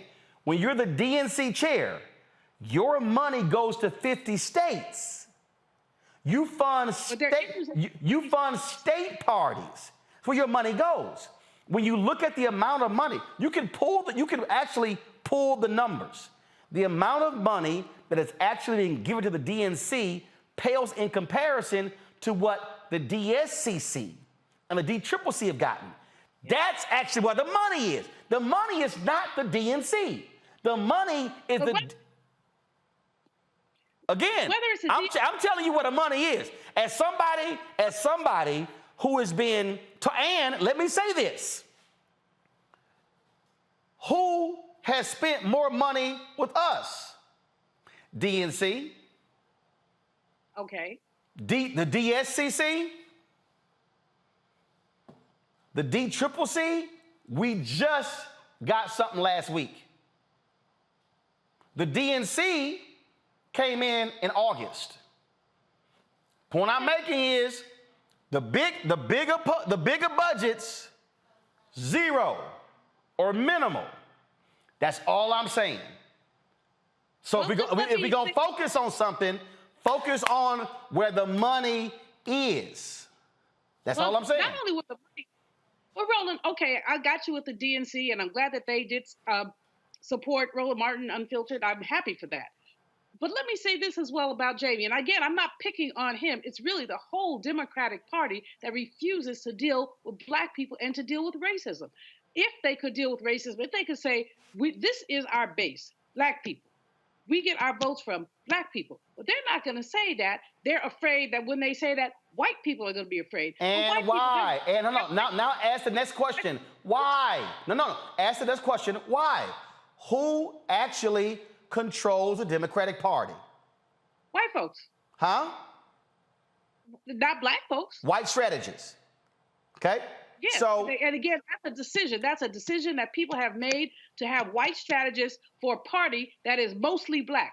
and the people who make those decisions are the donors. And where's the money coming from? White folks. So here is the battle. Here is the battle that's going on right now. And this is the battle. And I remember, Renita, I remember in 2008, we were having dinner. There was a bunch of us after we were on the air at CNN, and I remember Hillary Rosen. We're at the table, and Hillary Rosen is sitting there. Anderson Cooper sitting here, some other people, and Hillary Rosen was going off because she felt Obama should have been doing more about something, dealing with LGBT. I think it was the whole thing with Donnie McClurkin and Mary and some comments they made. And I said, Hillary, let me explain something to you. You want Obama to do that because of money, but he ain't winning nothing without votes. I said, y'all can have all the money you want to, but money don't mean nothing if your ass ain't got votes. And she was like, yeah, you got a point there. I'm like, no, I know I have a point. I said, so what you don't want to do is you want to piss off black people and in fact, what ended up happening was that was a huge battle, and the black gay folk on the campaign had to call a meeting to talk to the white gay folk and let them know, y'all might want to back up because Mary and Donnie McClurkin, how black folks feel about them. And then Obama actually had to get in there and explain to them that and said, hey, there are going to be moments where we're all on the same team. We ain't always agreeing, but you got to understand we all on the same team. The point I'm making there is what has to happen. This is one of those things where, and this is what I'm trying to say here. The mistake that we make is if we say, Jamie. I'm following the money. And what I'm saying, no matter what happens tomorrow night, what should be happening for getting ready for 2024 is we want to meet with Jamie, the head of the DSCC, the head of the DCCC, the head of the Democratic Governors Association, the head of the 5 largest PACs, and the reproductive rights people, and the climate people. You want to meet with all of the money people and say, now, how much y'all spending on black people? I can tell you I called out the climate people. And they jumped on the phone call with me, several of them did. One group, Climate Power, I'm gonna throw their name out, came back with 10,000. I said, I get 15,000 for a speech. I said, we ain't even responding to that crap. $10,000. And we challenged them. What are y'all spending on black-owned media dealing with the whole issue of climate? Hello. Oh, they all of a sudden. So the point I'm making is, and I know we naturally do it. I'm saying, Jamie, we want you at the meeting with everybody else there. And that needs to be hell to pay. And this is where, Renita, where it literally has to be black caucus, where it has to be black leaders of the Democratic Party say, I need to see the numbers. I need to see how much did y'all spend on targeted investment on the ground, directly to campaigns, and to black-owned media. Let me see the number. I saw a tweet today where somebody pulled and they said that the Democrats have spent $40 million on Latino-owned media and Republicans have spent $9.3 million. But the narrative is Democrats don't target Latinos. Well, the number, 40 million versus 9.3. That has to happen. So that's why I'm saying, we can't say, Jamie, I'm saying, no. I want the whole apparatus at the table and say, put your numbers up. I don't want to hear anecdotes. I want to see actual numbers. And now we're going to have a conversation, Renita. Well, and there needs to be, it's a two-part thing. There are things that the DNC, that Jamie can do, like changing the strategist. He has control to be able to do that. Donors White have House some does. influence. But the party also has a detailed list of vendors that are approved. And I can tell you this as an elected official, every party has this state level party, national level party. They can have influence over who the strategists are. And it all goes on who they say is good. And they need to really look at who they are telling campaigns to use and get more Black folks involved in that. But to your larger point, it doesn't matter where the money comes from. All of them need to be investing in Black voters and Black media, because statistically, we are the voters that the Democratic Party can count on. So whether that be money from the reproductive rights community, which consistently fails to invest in the Black community, and they continue to try to invest in bringing Republican light, as they want to call it, white women over to try to vote only on the basis of what's best for their reproductive rights, not realizing that statistically they're always just going to vote Republican as the majority of them. And so everybody, as you mentioned, reproductive rights, LGBTQ organizations, which have a lot of money, all of these organizations, all of them need to be investing in Black voters and also Black candidates. The majority of our base, the voters you can count on, are Black. And as a result, we need to have Black candidates who are talking about Black issues, because that's another problem that the Democrats have, is running away from Blackness and not wanting to allow candidates to discuss Black issues when you get into some of these higher level races. There are many, many things that I hope Democrats will learn from tomorrow and take seriously about some of the changes that need to be made, regardless of how many seats we win and how many we lose. But Jason, none of that happens unless we are organized and mobilize to make the demands. No, absolutely. And, speaking of the DCCC, we see where they spend their money. They spend their money on ads for election deniers, trying to boost them because they think it gives them a chance to win. And now they put them in a position to actually win. Right, but rather than spending their money on their base and trying to turn their base out, regardless of who's on the other side, they spent tons of money on these election deniers. I personally don't like that strategy. I don't think it was the right strategy. And I think that you're going to get more election deniers in Congress because of that strategy. But I think they should have been spending their money, as you said, on Black-owned media. As you said, they're spending money on Latino media. But I think part of the problem with the Latino media is that Republicans are already entrenched in that, where they don't have to spend a ton of money. They've got, the talk radio in Spanish in South Florida. They got a bunch of Cuban Americans who do that and don't need money. They do it because they believe in it. Democrats haven't established that kind of an apparatus in a lot of parts of the country, and they're, not going to win. So I think, honestly, we also need to acknowledge, number one, it came out that Russia is interfering in this election again. And who do they target but Black voters? We don't know how effective it is. No, hold on, brother. I can tell you right now, I have the uptick in the trolls that have been coming at me. And y'all, this is real simple. When y'all see a tweet, the first thing you need to do is click the bio.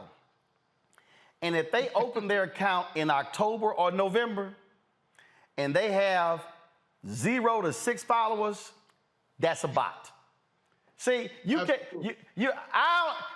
nobody Black just all of a sudden opening a Twitter account in November and it's always like 6 followers. Like it ain't 12, it's always 6. And you would think the dumbass trolls would have figured it out by now. But again, y'all, I pick them off every time. And so you're right. They are out. They are deliberately spreading disinformation specifically to Black people. And I'm seeing the uptick in the Asians got a hate crime bill. Lie. The Democrats ain't done enough for Black people. Lie. When we gonna get a specific lie? I mean, like you can point it out if you're smart enough not to get caught in the game. Jason, go ahead and finish your point. And the last thing I'll say is, I haven't read the book yet, but I know that Sheldon Whitehouse, who is a senator from Rhode Island, has a book that alleges that Republicans have spent $1 billion of dark money. So you don't know where that money's coming from. I agree with you that votes win elections, but let's not downplay what money does, like in these elections. if you see somebody enough times, it's kind of like listening to a song on the radio. Have you ever listened to a song and been like, I don't like that song? And then you hear it played 9 times and you're like, oh, it's growing on me.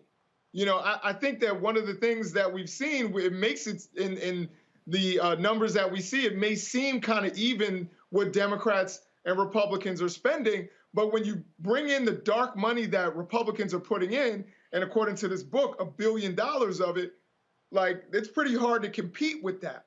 And so this is why we need to get big money out of politics. You know, this is why I think Bernie Sanders, you know, you can think what you want about him, but I think he brought a really important issue to the fore about getting all that money out of politics and making it about me and you and people who can afford, you know, $5 to give to a candidate and $5 to give to Roland Martin Unfiltered.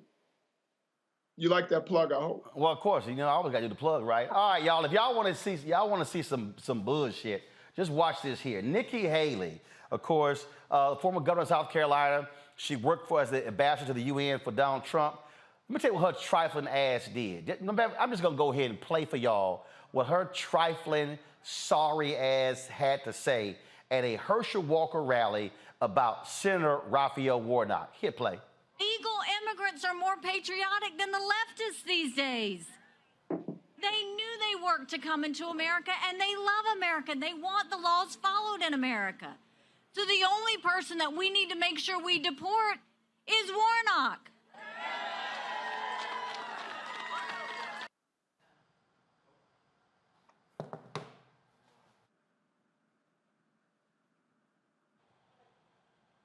Play that bullshit again.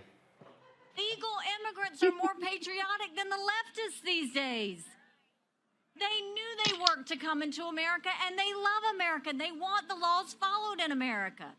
So the only person that we need to make sure we deport is Warnock.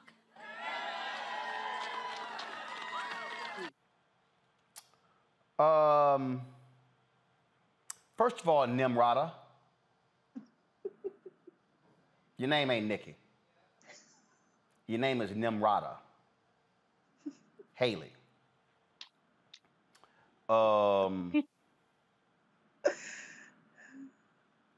Senator Raphael Warnock was born, in fact, you're Nimrata Nikki Ranhawa. That's actually your name. Your daddy, Nikki, your daddy, Nimrata, immigrated from India. Your daddy. Senator Raphael Warnock, Nimrata, is from Savannah, Georgia.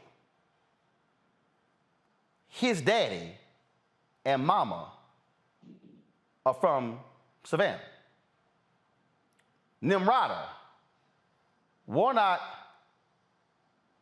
doesn't have an immigrant history. You do.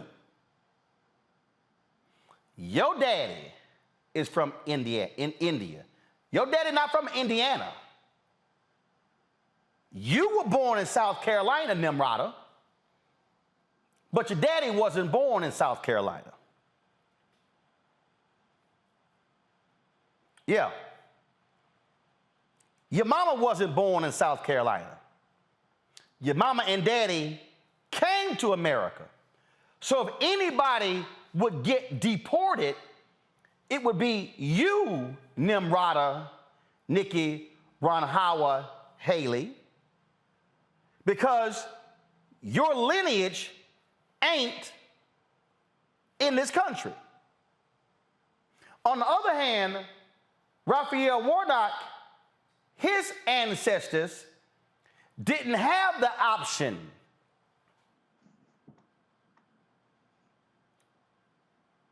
to be immigrants. His ancestors, Nimrata Nikki Ranhawa Haley, came here in chains.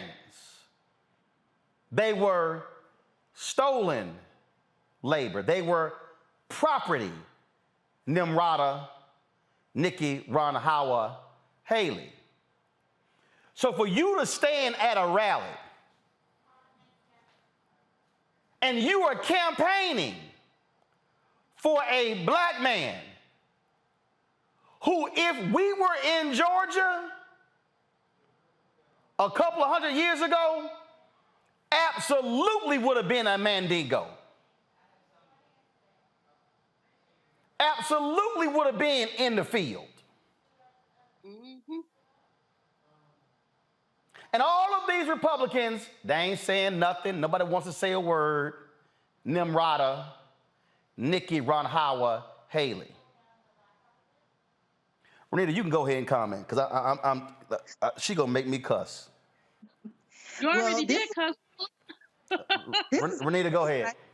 This is what I think is interesting. First of all, what was Nikki Haley even doing in Georgia? Because I can tell you in the 6 years of serving in the House of Representatives in Georgia, I've heard exactly 0 Republicans ever be excited about Nikki Haley. I think this is a sign that Herschel Walker's campaign is desperate, because what we've seen on the ground here is that ever since his son, Christian Walker, came out and basically said, hey, listen, I know the man and he can't stop lying, Republicans have really fallen back on, Georgia Republicans have fallen back on defending Herschel. They are sick of defending these lies all the time, and they're sick of defending his behavior, like pulling out fake cop badges. So I think that really this is just a sign of Herschel being desperate and bringing in somebody that nobody cares about. We hadn't heard anything from Nikki Haley in years, I would say, as a country, and I think everybody pretty much preferred it that way. I know I certainly would like to go back to not hearing from Nikki Haley. Jason?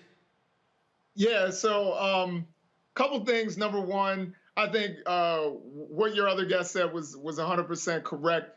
I haven't thought about Nikki Haley at all. She hasn't even come up in conversation. I haven't, there was one point where people were talking about she may run for president. I don't hear those conversations, and I'm around some of those right-wing people, and I never hear her name come up anymore. She's an afterthought, and I don't think she's going to make any kind of difference. I will say I don't want to get into making fun of her name. Or No. I didn't make fun of her name. I actually pronounced her name because see, if you don't give the history, if you only say Nikki Haley, but if you don't explain to people where her mama and daddy are from, then they'll think, well, why are you bringing this up? No, she is a child of Indian immigrants, not Warnock. Go ahead. No, absolutely. I agree 100%. I just want to make sure that the audience understands that it's not, we don't want to do the whole Barack Hussein Obama thing. You know what I mean? No. What I'm doing is, first of all, you ain't got to throw Hussein in hell. The man first name is Barack, last name Obama. Hell, you figured his whole damn name black. He wasn't running as Barry. He ran as Barack. She's running as Nikki. She's Nimrata, Nikki, Ron Howard, Haley. And I'm established that because if she gonna say somebody should get deported, only 2 people we talking about right now ain't from here. Right. No, I hear you. I was just pointing that out. You ain't got to point it out. I know what her name is, and she know what her name is. And her mama and daddy ain't from here. No, they're not. They're not. So she gonna how about deport somebody? Nikki, there's a country you can get sent back to, not Raphael. He can go back to Savannah, but that's where he's home from. Real quick, Julian, your comment before I go to my next guest. Talking about Raphael Warnock is a descendant of enslaved people. He's talked about his background. How dare she? You say you need to stop cussing. I had something I can't say it on the air, but that heifer, that's the nicest thing I can say, has nerve, the temerity to talk about a black man who's a descendant of slaves. But that's why she's going making the money she's making. Her children's book has failed, and she has failed. She is irrelevant, as everybody else has said on the panel, a footnote, and it's kind to call her a footnote. What she is a blip in the wind, and let's leave it at that. All right, folks. Again, election is taking place tomorrow all across the country. Folks are going to the polls. Races are very tight in Florida, Wisconsin, Ohio, Pennsylvania, and one of the places where Democrats are hoping for a huge win is in North Carolina. Joining us right now is Cheri Beasley, who is running for the United States Senate from North Carolina against Congressman Ted Budd. Cheri, glad to have you back on Roland Martin Unfiltered. The polls are very tight there. Early voting is over there. And one of the things that when I keep telling people about why every vote matters, the reason you're actually sitting here right now is because 2 years ago, you lost by 401 votes to be the Chief Justice of North Carolina State Supreme Court. And that's a perfect example of where every vote can absolutely matter. And I'm sure there were thousands of black folks who did not vote in North Carolina that could have voted and made you the Chief Justice. You know, Roland, you're right. Every vote really does matter, and you're right. With 5.5 million votes cast, I fell short by 401 votes. And North Carolina judges run in contested statewide elections. Thankfully, I've had 2 successful ones, and we really can win this race. I think your point also shows us just how important not just voting is, but the power of voting, and the fact that there's a real attack on our right to vote. And so that's part of my promise to North Carolina and to this country. I will work really hard to protect our right to vote and all of our rights because all of them are really under attack right now. And when we talk about the critical issues, I mean, the reality is, I keep explaining to people this, when you look at votes, first of all, Richard Burr, you look at even right now, the senator right now that's there from North Carolina. Look, they stopped several black women from being on federal benches. They've supported these voter suppression laws. And frankly, they have not been advocates for health care, Medicaid expansion. Obviously, when it comes to a woman's right to choose, we could go on and on and on. And also, but he's not going to support the John Lewis Act, the other voting law. He's not going to stand there and support the George Floyd Justice Act. And so when it comes to black voters, to me, the choice is real clear who you want representing you in Washington, D.C. Well, Ted Budd didn't vote to support the Freedom to Vote Act or the John Lewis Voting Rights Act. And you're right, he has aligned himself with the most extreme faction of his party and is leading the charge on an absolute ban on abortion without exceptions for rape or incest or risk to a mother's health. And so that means that a woman who's been sexually assaulted will be forced to carry the child. It also means that a woman who has an ectopic pregnancy or a septic uterus or miscarriage that her body won't release will not be able to get the life-saving treatment that she needs, which is an abortion, and it means that women will die. And disproportionately, we know that it will be black and brown women. We just can't let that happen. Anytime our freedoms are on the line, I will be fighting, and I will fight hard to make sure that Roe versus Wade is the law of the land. One of the things that we saw in the last election in 2020, we saw Tom Tillis, we saw him really reach out to and get, significant number of black men supporting his campaign. What has your campaign been doing to really speak to black men in North Carolina, but to also speak to black rural voters? A lot of attention is always on the large cities, but when you look at those numbers, you have not seen in the past the real effort to touch African Americans who are in rural parts of North Carolina. You know, you're right. And it's been really important to me to visit every single one of our 100 counties. We're a big state. We're the 9th largest in the nation. And there are people who live in Halifax County or Mitchell County or Robinson County who have felt left out of the state. And they see that politicians don't come their way and don't respect their values. And they really do feel disenchanted by the entire voting process. We've worked hard to try to change that, to let folks know that it really is a different day and a new day, to really reach out. I've been present with Black folks, with Latinos, with AAPI communities, and with everybody to let them know that I'm really running to represent all of North Carolina. I don't think any of these issues are partisan. Environmental justice or clean air and clean water, I mean, these are not partisan issues. If you don't have access to affordable health care, it doesn't matter whether you're an independent, Republican, or Democrat. I mean, the issues that are impacting North Carolina, freedom is not a partisan issue. These are critical issues impacting North Carolina, and we need someone, not Ted Budd, who has, in 6 years of Congress, put corporate interests and his own ahead of the interests of folks here in North Carolina. We need someone who's prepared to fight for North Carolina, who will stand for what's right, call out what's wrong, and lead courageously. When we talk about, again, pushing those folks out, what has been the response there from religious leaders. When you talk about grassroots campaign, Moral Mondays was very huge in North Carolina, starting with 17 people and began to grow and it really began to attract not just African Americans, but also whites who lived in other parts of the state as well. And so, you know, what has your campaign been doing to rev them up and again, to really drive them to the polls? Because Republicans are counting on their voters showing up en masse on election day. Democrats focus on a lot of early voting. North Carolina is one of those states where Republicans targeted early voting because they saw when black folks were voting. And so, you know, what is your focus to really have a strong election day turnout?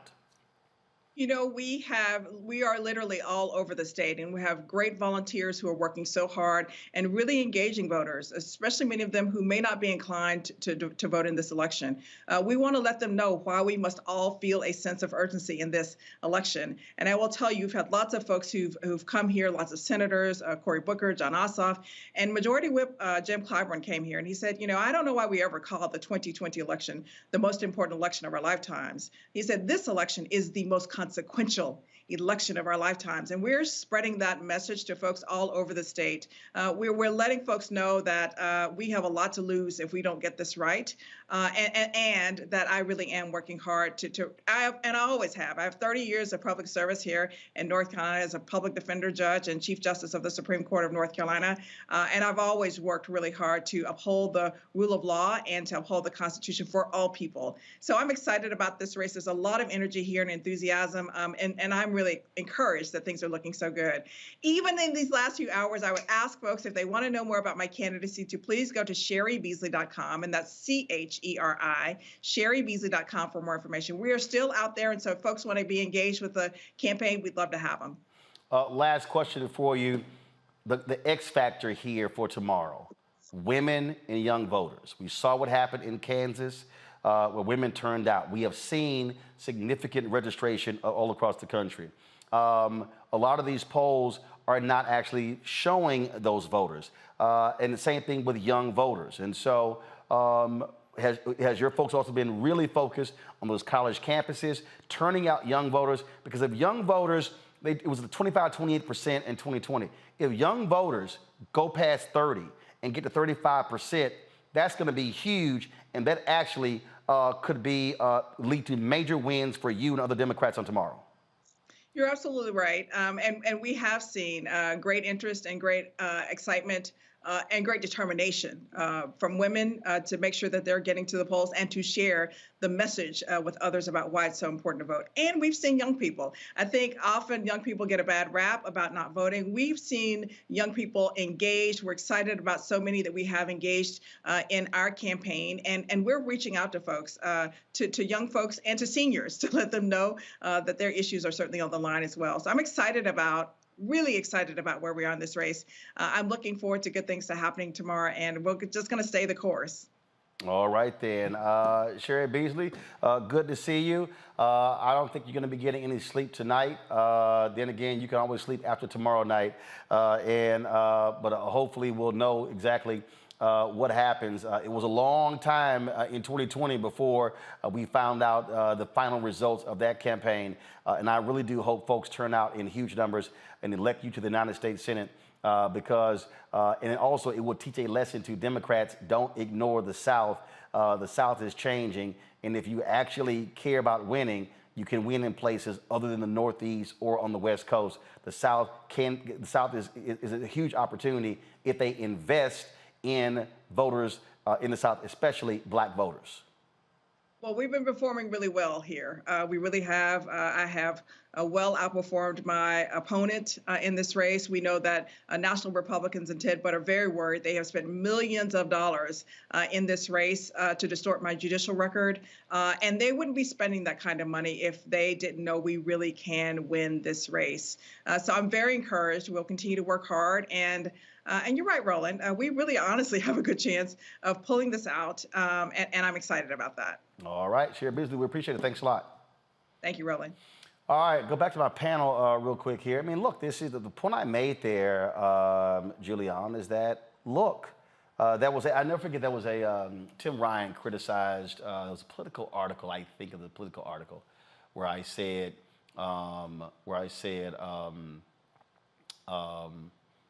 where he said there was a Democratic strategist who said we need to stop focusing on places like Ohio and only go with their college-educated voters. The strategists really mean white voters.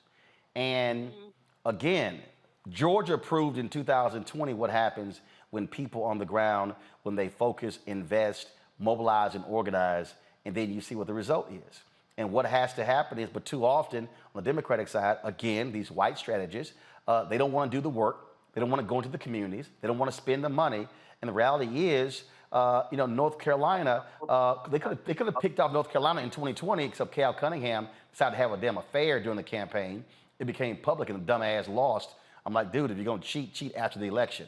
But, I mean, that's sort of what happened there. But again, when you look at North Carolina, when you look at Georgia, if they actually get their act together in Florida, they can actually, that state can be back, going back to a purple state. We could go on and on and on. Look, Mike Espy, when he lost against Sidney Hyde-Smith, he lost by 65,000 votes. There were more than 65,000 black people who did not vote. And so the opportunities are there, but like anywhere else, if you do not invest, then there's no chance you're actually going to be able to compete or win. Well, Roland, I'm sitting here in L.A. where Rick Caruso was running against Karen Bass for mayor. In a half hour, I've seen, in 1 half hour, 6 Caruso commercials. He's spending the money. Karen is raising money. She's working really hard, but she doesn't have the money. He's outspending her 13-1. So if we get out and vote, you have possibilities, but money does make a difference. The balance of power is in getting out to vote. And we talked about it in the previous segment. I don't know why Democrats won't recognize the power of the black vote. And this whole notion of going after the college educated, the majority of Americans do not have college degrees. Let me repeat that. The majority of Americans do not have college degrees. So if you're just saying you're going after the college educated, you're writing off the rest of the country, black or white. So these strategists basically have, I forgot, somebody talked about, but they've got their heads in their hind parts. So they can't really see what's going on. They're studying each other instead of studying the electorate and investing in the electorate. The thing here, and Renita, is not just even black voters. Reverend Barber talks about this here. They keep ignoring poor and low income white voters. Again, the thing is, you have to do the work to reach the folk who ain't voting. 140 million low income and poor workers in America. The votes aren't trying to flip somebody else. The votes are the folk who ain't voting. Yeah, and I think Democrats really need to realize that the choice most people are making today, at least on the Democratic side, is not whether to vote Democrat or Republican. People are making the choice between voting and not voting at all. So what that means is if they don't see themselves reflected on the ballot, they're not going to vote. If they do not see people talking about things that really will make an impact and have a difference in their life, they are not going to vote. The other thing that needs to happen is Democrats have got to really treat black candidates as if they are valuable, because we are, and really invest in black candidates the way that they invest in white people who've never been elected to anything, who are, somebody that maybe was a legislative aide for somebody or somebody who previously ran but has never won one successful campaign. We see time and time again Democrats running this whole thing of anti-blackness of, hey, let's just put up this, middle of the road, never been elected to anything white guy, or let's just put up this person. Meanwhile, you have qualified black candidates that don't get the shine and opportunity that these white people who've never been elected to anything, don't have any experience, no proof that they would be great candidates, get as far as treatment. Cheri Beasley is a great example. It took a long time for her campaign to catch fire. And I remember looking at people continuing to talk. They would talk about her and Val Demings saying, why are they not getting the investments that other candidates are getting from Democrats? Why are they not getting the attention? Why are they not getting the support? Black Voters Matter sent out information quite a few times saying, asking the question about why these two candidates were not getting the support that they deserve. Cheri Beasley is brilliant. She is somebody that they should have invested in from the beginning. And I just think it really hurts campaign. It's hard to talk to voters and campaign to voters to be invested in voting for Democrats if you are not lifting up these candidates and waiting until the last minute to invest in them. Invest in these great black candidates that we continue to see pop up. the way that you would invest in these white candidates who have done basically nothing, and Democrats run over, love them, and lift them up and open all kinds of doors for them. We have to get rid of the anti-blackness in the party. So, Jason, let me speak to this, and I think I've seen Erickson complained about this, or he was trying to throw shade, and Meghan McCain asked this question today. Go to my iPad, please, Henry. So this is what Meghan McCain, she tweeted today. She tweeted, genuine question. When Beto and Stacey Abrams lose tomorrow, how many more elections will they run in the future? How much more money will be given to them? How many more big magazine spreads and cameos on TV shows? At what point does winning start mattering to Democrats? Well, you know, I had to respond to that. And I did in a series of tweets. So allow me to explain it here and unpack this thing for y'all. And this is what I said to Meghan, which clearly you would think somebody who is constantly invoking her dad's name, who was a United States Senator, would have some understanding of politics. You would think somebody who has worked at Pivot, Fox News, MSNBC, The View, has a column, has written books, has had a radio show, has gotten all of these political jobs, she would have any understanding of basic politics or politics 101. So this is what I had to explain to Meghan on social media, because she clearly has no clue about politics. In 1984 and 1988, Reverend Jackson ran for president of the United States. And there were people who were saying, Jesse, why are you running? He was hearing the phrase, run, Jesse, run. It followed Harold Washington being elected mayor of Chicago in 1983.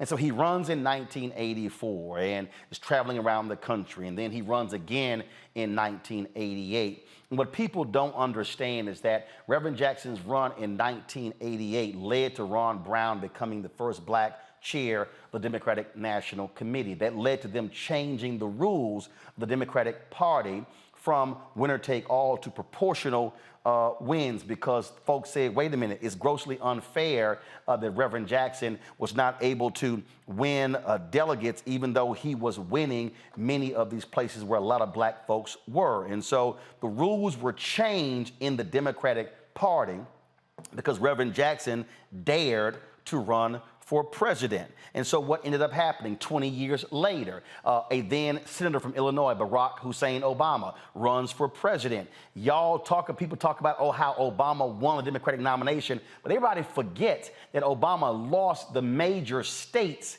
in 2008 to Hillary Clinton. She won California. She won Texas. She won Ohio. She won Pennsylvania. Because Michigan and Florida moved their states, then their votes were not included. So fact of the matter is this here. If Reverend Jackson does not run in 88 and then change the rules, Obama is not president. Reverend Jackson didn't win in 1984 and 88, Meghan, but Obama did in 2008. See, Meghan, winning is not always when you win a race. It's when other folks are the beneficiaries of you running. So you're critical of Stacey Abrams running and Beto O'Rourke running. And let's just assume, because first of all, the votes have not been fully cast and not been fully accounted for. But let's just say, for the sake of this conversation, Meghan, that Stacey Abrams and Beto O'Rourke don't win the gubernatorial races tomorrow. What you don't understand, Meghan, is that by Beto O'Rourke running and losing by 2.5 points to Senator Ted Cruz, he actually energized the entire Democratic base. And so when he was running, there were people who were down ballot who actually won their elections because of the turnout of Beto O'Rourke. See, Meghan, you don't know jack about Texas politics.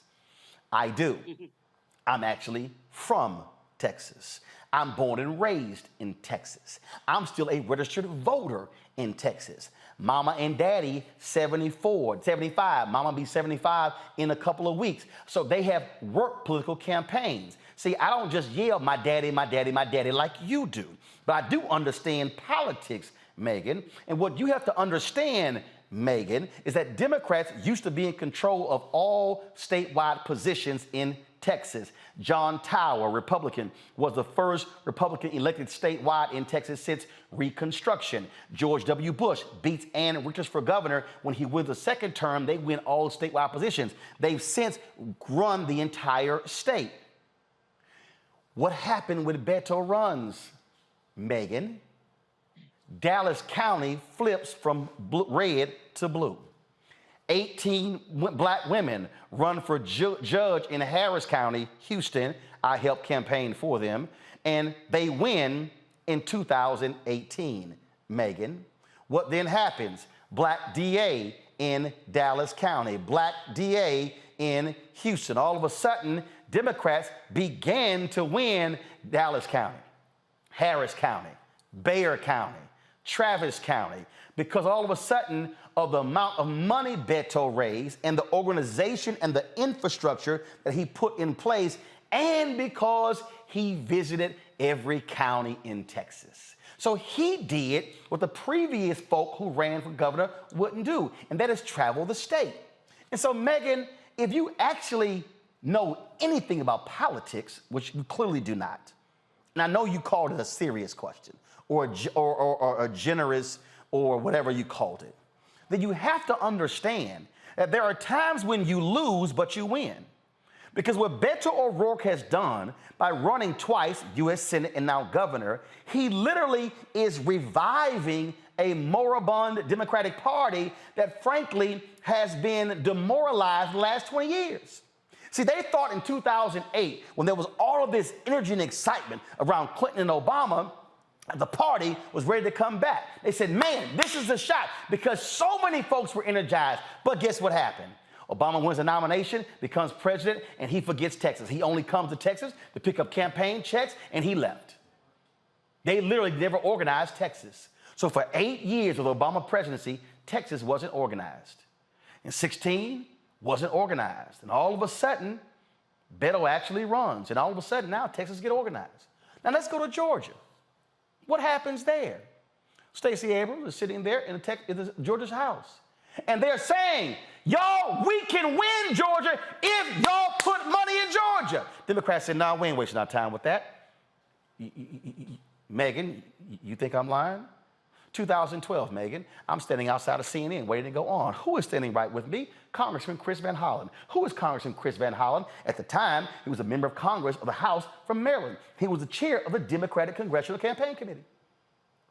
I say to him, Chris, if y'all invest money in Texas and register those 2 million eligible but unregistered Latinos, and y'all register those 800,000 black folks in Georgia, y'all can win. Chris Van Hollen tells me to my face, Megan, none of those are red states. I said, no, they are red if you never organize them. So what does Stacey Abrams do? Along with Raphael Warnock, along with other folks, they create an apparatus to do that. They change the laws, make it a part of getting your driver's license. All of a sudden, the number of unregistered people in Georgia drops to below 2%. And then what happens in 2020? Warnock, Ossoff, Biden, Harris. See, Megan, when you run, it's not always about whether you win, but do you have a larger mission or a plan where others can win?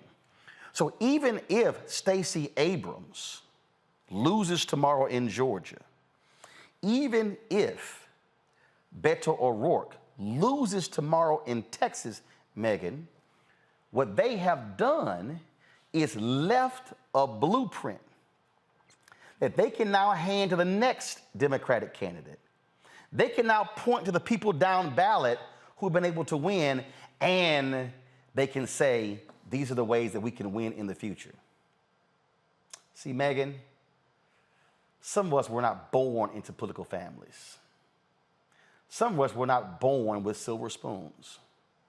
Some of us actually had to read and study and talk to people and interview people. And Megan, if you leave your comfortable, rich home in Arizona and actually spend some time on the ground, you will understand what I'm talking about. Jason, go ahead with your comment. Yeah, I just wanted to say, first of all, back to the point about Democrats going after college-educated people. Democrats used to be the union party. We used to be the party that got their hands dirty, and now they're just going after college-educated people. It's a huge mistake, and that's why we're effectively called elitist. And that's something that you wouldn't think would stick, but it does, because you've got strategists out there with elite strategies, and it's ridiculous. Now, you would think Meghan McCain would be intimately knowledgeable about 2008 in particular, since her family was pretty involved in that, but obviously she doesn't. She wasn't, and obviously she also is not aware of the fact that Richard Nixon, I believe, ran for president 3 times. I think it was 3 times a charm before he actually won. And of course, that was in her party. So this idea that you have to win every election and you can't come back, first of all, I would tell Republicans, tell that to Trump, who's going to announce that he's running again after being thoroughly defeated by 74 electoral votes and 8 million individual votes in the last election. He's still going to run again. And unfortunately, he has a decent shot of winning. I hate to say that, but it's true. So this idea that you can lose, an election and then therefore your career's over is ridiculous. That's like a boxer getting beaten and all of a sudden, I lost my fight, I can't ever fight again. That's ridiculous. That's not how politics work. We've seen people come back and sometimes come back more than once and then finally win because their message finally resonates, whatever that message is. So, I mean, it was an absurd tweet by an absurd person. I don't think anyone in the media necessarily misses Meghan McCain, but hey, she's still out there making her voice heard. Well, the reason I thought that was important, Renita and Julian, Renita, I'll go to you first, is because I've heard other people say that.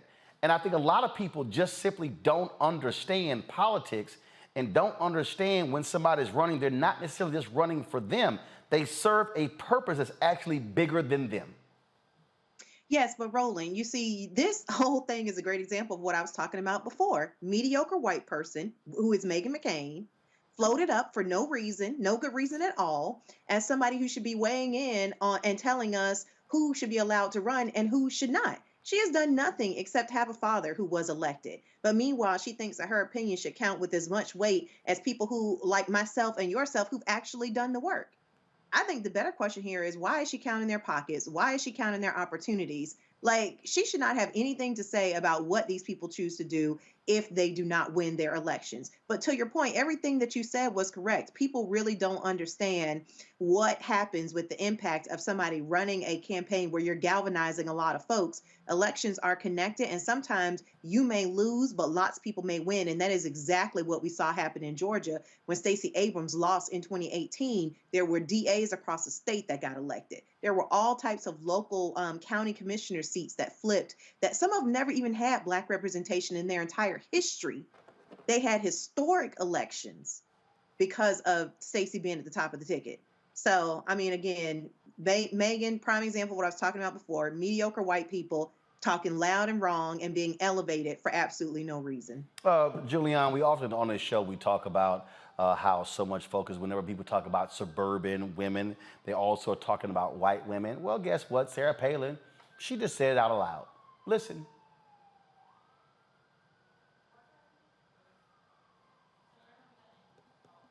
What'd she say? Hold on, I'm about to play it in a second. Come on, y'all. The Sarah Palin soundbite. They're the ones in the grocery store. Start it over, please. Start from the top. But yeah.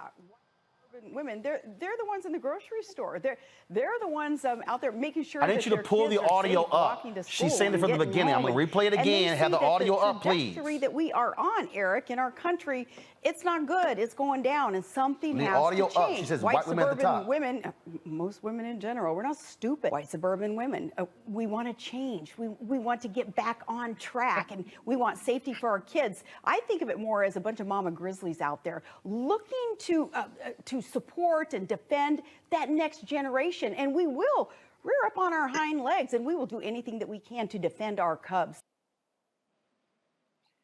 No, that there was a Wall Street Journal. Hold on, Juliana, slow down. Now remember, there was a Wall Street Journal article that talked about white women swinging Republican and them coming, voting for more of them. And so this is Palin on Newsmax. I'm gonna play it again so y'all can hear every word that she says. Go. Yeah, white suburban women, they're the ones in the grocery store. They're the ones out there making sure that their kids are safe, walking to school and getting home. And they see that the trajectory that we are on, Eric, in our country, it's not good. It's going down, and something has to change. White suburban women, most women in general, we're not stupid. White suburban women, we want to change. We want to get back on track, and we want safety for our kids. I think of it more as a bunch of mama grizzlies out there looking to support and defend that next generation, and we will rear up on our hind legs, and we will do anything that we can to defend our cubs. Now, y'all, the Wall Street Journal article, Julianne, was based upon 297 white women. Well, if you only talk, but I love it how it's like, it's white women, white women, white women. Y'all, 35% of today's suburbs are non-white people. But again, when y'all hear people, candidates and parties talking about suburban women, they ain't talking about nobody who look like us. So, Roland, are we calling this segment a Becky in politics? Because between Meghan McCain and stupid Sarah Palin, we got Becky in politics. I mean, when she says women going to the grocery store, black people eat too. We go to the grocery store too. She is doing the dog whistle that she's always done. And the grizzly example is whatever. I just think that when we look at these McCains, these Palins, they're dog whistling white folks. And when you say women, ain't I a woman, Sojourner Truth said. So her comments are just out of order. But just like Meghan McCain's, and I don't know why Meghan McCain thought she should get into what's going on in either Georgia or Texas. It's none of her business, and she has no background there.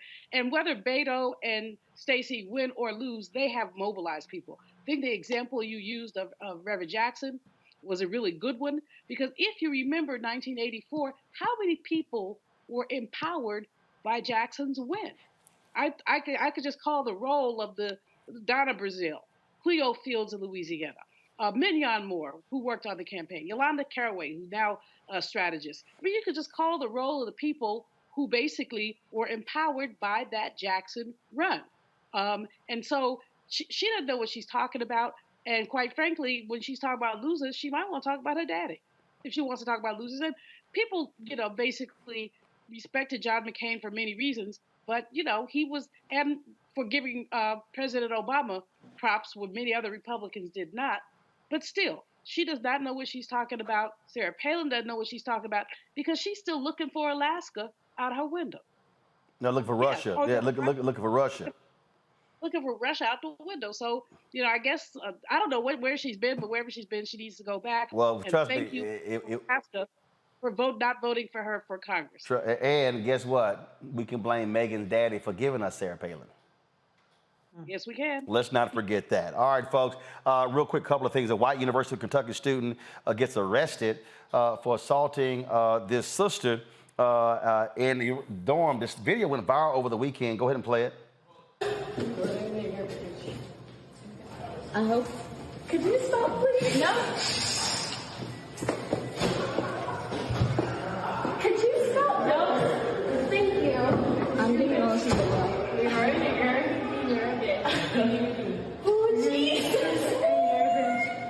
I did not get paid enough for this. Exactly. And you're a nigger. Thank you. Thank you. You're a nigger and you're a bitch. You're a nigger and you're a bitch. Yeah. I got the phone video. Me too.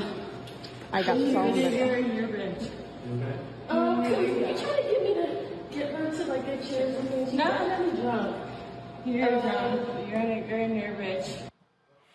Well, y'all, Sophia Rosing attacked Kyla Springs, a desk clerk at the dormitory, and repeatedly called her the N-word. Well, guess what? Rosing was arrested by the University of Kentucky police and booked at the Fayette County Detention Center on a $10,000 bond. She's charged with public intoxication, disorderly conduct, 4th-degree assault, and 3rd-degree assault of a police officer. She also was fired from her role as a campus influencer for Dillard's department store through a program run by College Fashionista and its parent company, Her Campus Media. In a tweet, the department store chain wrote, "Dillard does not condone this behavior. Her relationship with Dillard's has been terminated immediately." Her Campus Media has also severed ties with Rosing and released this statement. At Her Campus Media and College Fashionista, we vehemently denounce this abhorrent behavior and do not condone racism or hate in any form. We unapologetically support BIPOC communities and affirm that Black Lives Matter, full stop. Well, here's my question for her at Her Campus Media and College Fashionista. Did y'all replace her with somebody black? In fact, why don't y'all give Kyla the job? So I keep telling y'all, when these white folks act a fool and lose their jobs, they should be replaced by black people. I'm just saying. Yep. Speaking of black folks losing their jobs, a group of African Americans released a letter today blasting MSNBC's decision to part ways with Tiffany Cross. This letter was, I was one of the folks who actually signed the letter as well, was released today publicly, and I want to read it for you. All right, folks, pull it up, please.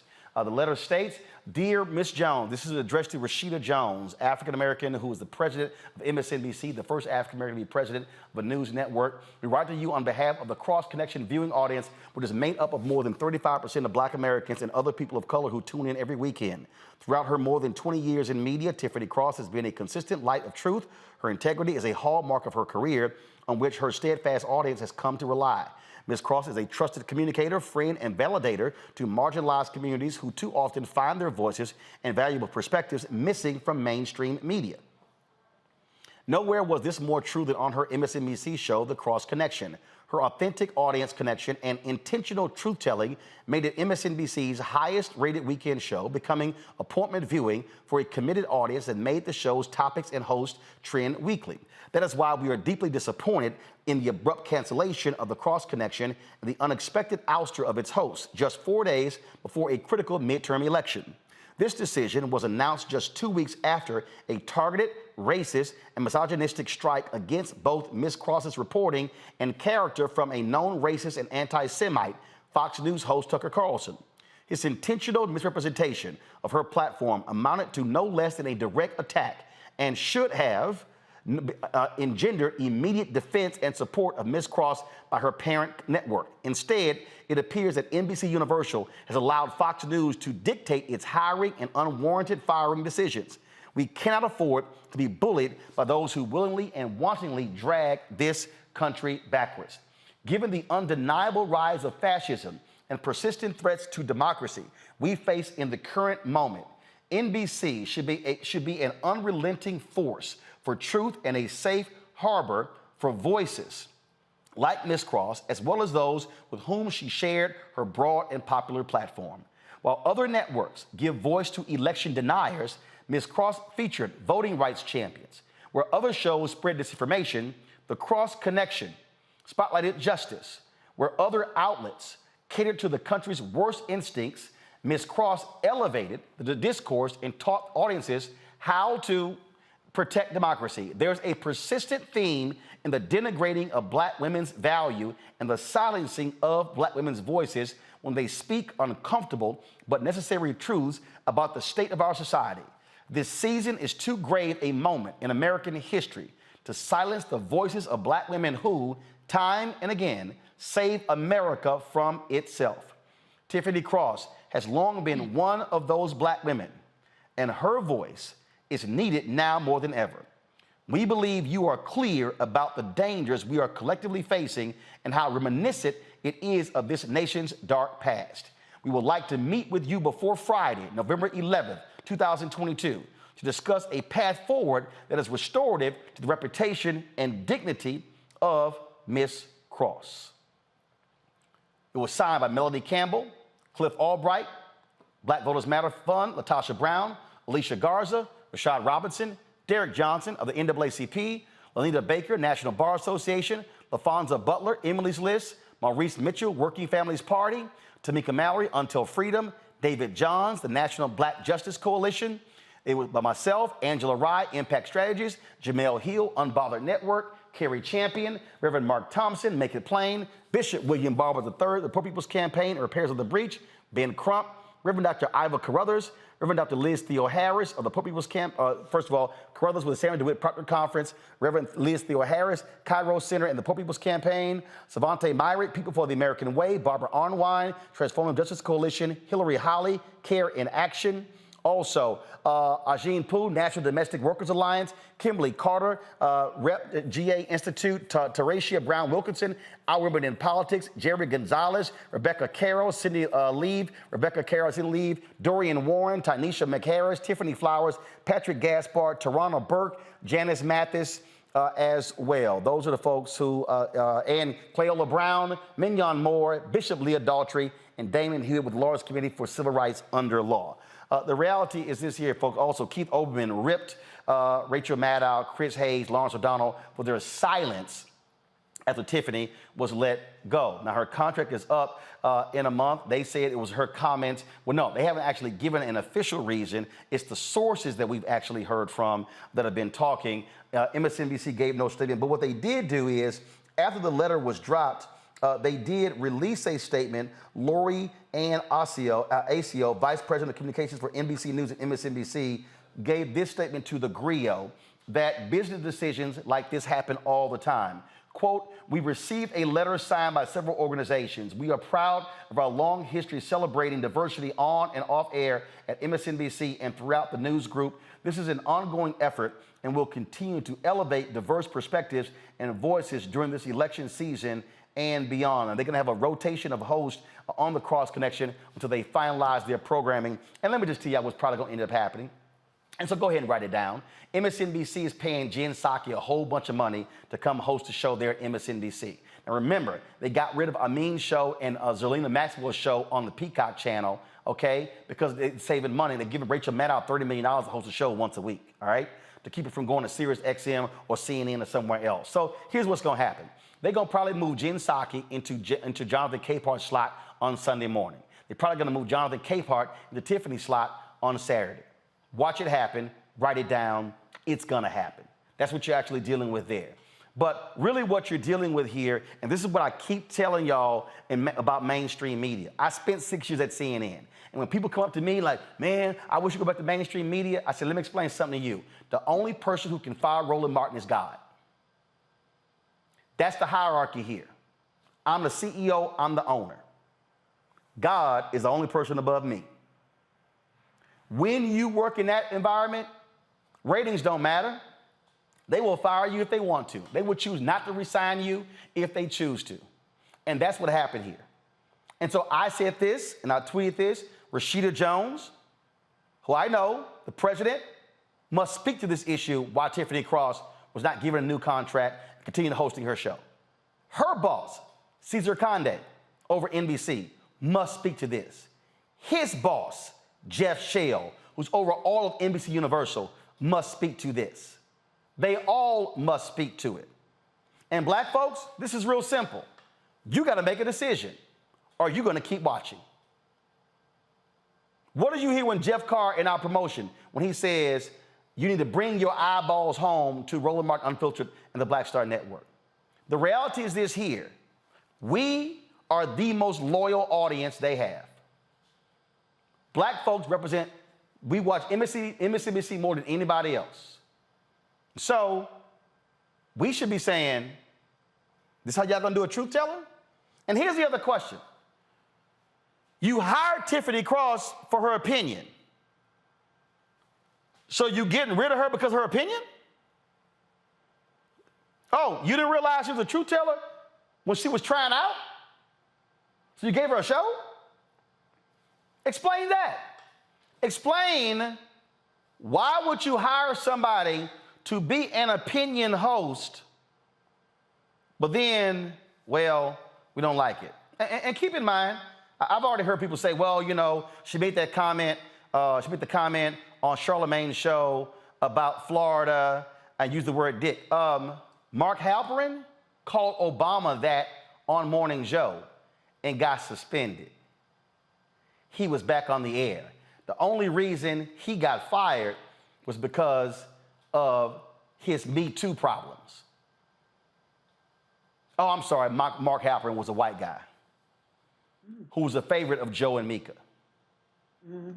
Tiffany Cross was never a favorite of Joe and Mika. You never saw her on that show, did you? Which is sort of weird because if you had a high-rated show on the weekends, why wouldn't you have them on the morning show? That's the question. And also, you got to be asking the question, why did the Lena Maxwell show get canceled? Was it because of ratings? Did they ever tell her it was because of ratings? Those are some questions that should be answered. And let's see if MSNBC schedules that meeting. I'll let my panel weigh in. Juliana, you first about the decision by MSNBC to part ways with Tiffany Cross. Well, they're absolutely wrong. Tiffany is a truth teller. And I didn't find her comments offensive at all. I found them actually quite amusing. One time she said something, I said, shoot, I wish I had said that. She's a smart sister who is having a good show. But, you know, Black women take the brunt of so much. And the Mark Halperin example is a great one. But there are many other examples of white boys who can get away with just about anything, except for in this Me Too era, you know, putting their hands on a woman, but they can get away with almost anything else. They can say anything, and it's only when Black women step out there, and more so Black women than Black men, we step out there, suddenly we're under a microscope. As you said, she was hired for her opinion, and she's worked very hard over the course of her career to get to where she is. I'm sure she'll shine somewhere else, but MSNBC needs to be shamed. And Roland, maybe we should start talking about boycott. Maybe that's what we should be doing. The reason I said this beforehand, the reason you did not hear me say that word is because I followed the model of Operation Breadbasket. Boycott was the last thing that they did because they had to do education up front. One of the biggest mistakes that we make is that we throw boycott out first. My deal is let's educate our people, enlighten our people.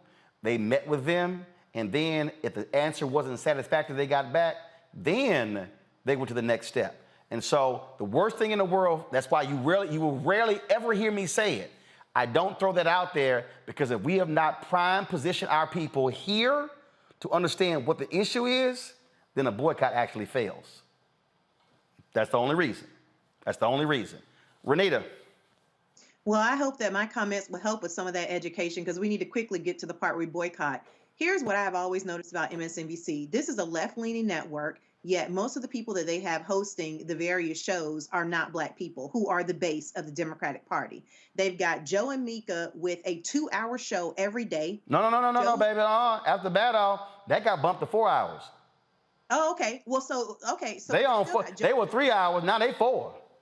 Okay, but you still got Joe and Mika, a Republican. He says he's left the party, but we also remember when he got caught helping Trump to get elected. And then you got Nicole Wallace, who has a 2-hour show. Meanwhile, you've got brilliant people on MSNBC who've never been given an entire show, like Jason Johnson. And so MSNBC, they do things that you would never see Fox do, which is, number one, elevate what is supposed to be the opposite of what the network is about. You never see Fox bringing up a whole bunch of Democrats to have 2- and 3-hour shows. And they don't really, most of the hosts do not represent the people who actually vote for Democrats.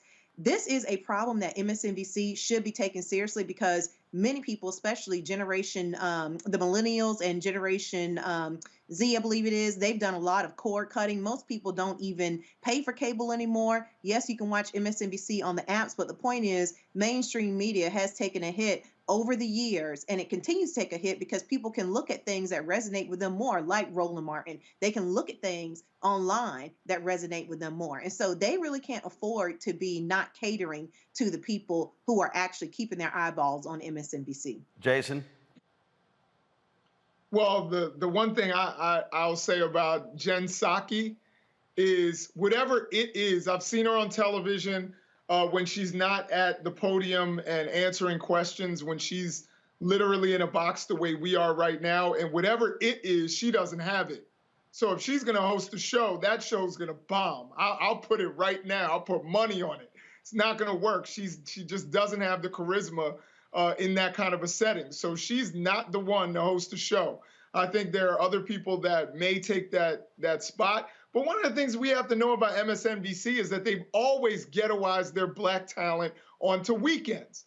It just so happened that they put Joy Reid on into prime time. But for how long was she basically their best talent and she was put onto weekends? They had Reverend Al on the weekends. They put all of the Black people on the weekends. Actually, no, I got to correct you. Remember, Reverend Sharpton had a daily show, 6 p.m. Joy had an afternoon show. Her afternoon show with Alex Wagner got canceled. Then when they had the tiff with Melissa Harris Perry, so Joy had a weekend show. She went to a daily show in the afternoon, and then she went from the daily show in the afternoon back to the weekends, and then from the weekends to prime time. Sharpton had a daily 6 p.m. show that got canceled. Then he got moved to the weekends.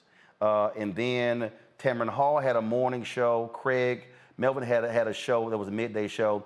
She, of course, left. Craig got promoted on the Today Show. And so now the only person, only African-American you see in the daily rotation is Joy's show at 7 p.m. Go ahead. Okay, so I stand corrected. I remember when I would watch, it seemed like I saw Melissa Harris Perry, Reverend Sharpton, and Joy would be on weekends. But again, I don't watch a ton of MSNBC, and I know that there are a lot of people out there who do. I really hope that they fix this situation. I had high hopes for the fact that they had an African-American who was their president, and I hope it works out for Tiffany Cross, because I actually enjoyed her show. I watched her show where you were on a few times. And Whose show? Whose show? Tiffany Cross. Right, yeah. I thought you said Joy. I've never ever done Joy Reid's show. I've been on Tiffany's show, but I've never ever been on Joy and Reid's show. Her weekend show, her weekend show, or her daily show. Right. And I've done Sharpton's show one time. But go ahead. Yeah. I've never done any of those shows. I was on Craig Melvin one time, but I have seen you on Tiffany's show, and the fact that she actually had African Americans and African American men, and talking about the issue of African American men voting, and particularly in Georgia, I thought was really important. It followed my article in Newsweek, so I was really excited about that, and seeing you on that panel and talking about that issue. I thought she did a lot of really good content, and I hope that she bounces back. I don't know where she's going to bounce back.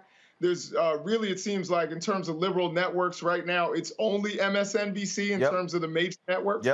But I hope she starts something on her own the way you did, and gains the traction and gets the eyeballs that she deserves, and people bring their eyeballs home to her whenever she starts her thing. Well, again, the thing that I want people to understand is that, and I really hope people, let me be clear, I support folks who work in mainstream media. I've been a 3-time board member of the National Association of Black Journalists. We fought for those jobs. But this is also why we have to have independent Black-owned media to be able to cover the issues that we care about, where we're not being beholden to somebody else who are making those decisions. That's why I started the Black Star Network.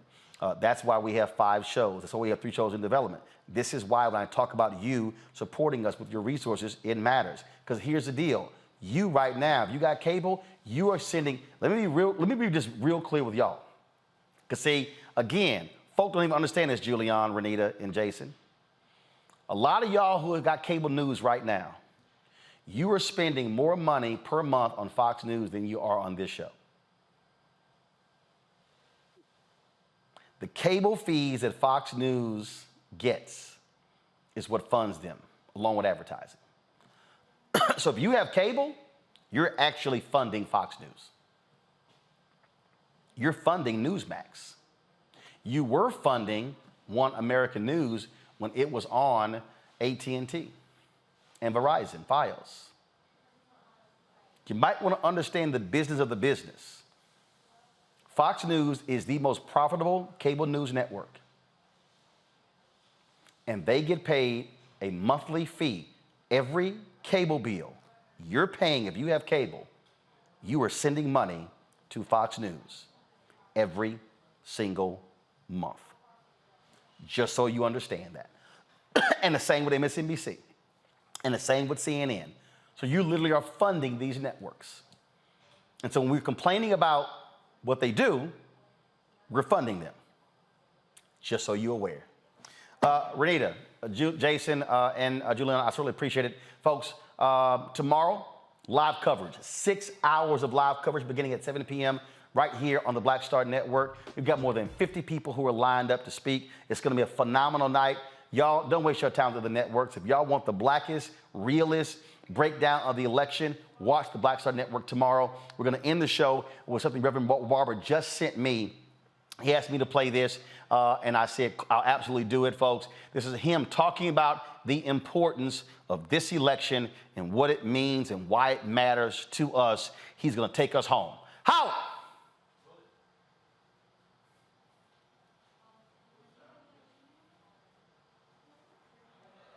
Hello, North Carolina. I am here today representing William J.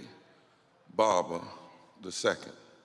I come here today because this moment demands clarity about who we are and who we want to be. North Carolina, Guilford County, who are we? As I was driving down the road, the Spirit said, preach to the Democratic Party tonight. So I think I will.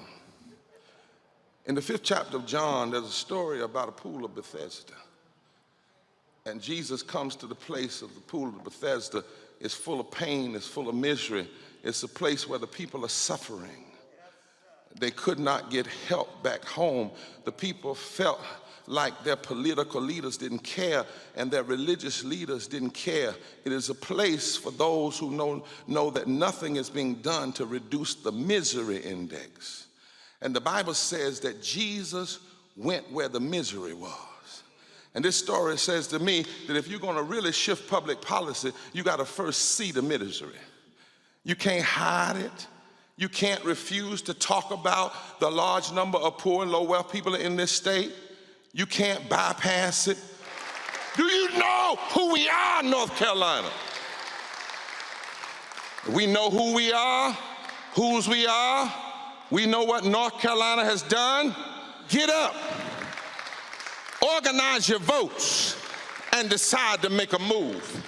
If you're tired of politicians like Ted Budd who have gone to Washington making promises that he's going to follow a fateful agenda, but then when he got to Congress, he did everything Jesus wouldn't do. He blocked living wages, he blocked health care, he blocked the child tax credit from being expanded. If you don't like it, get up, organize your votes, and decide to make a move. If we tired of a Senate where 50 Republicans and 1 or 2 Democrats will obstruct actions on voting rights and climate justice and living wage, if you're tired of it, get up and organize your votes and decide to make a move. If we want a senator named Cheri Beasley who will stand up for North Carolina, if we want a black woman in the seat Jesse Helms used to hold, if we want a woman that'll fight to protect women and protect workers and protect families and protect the sick,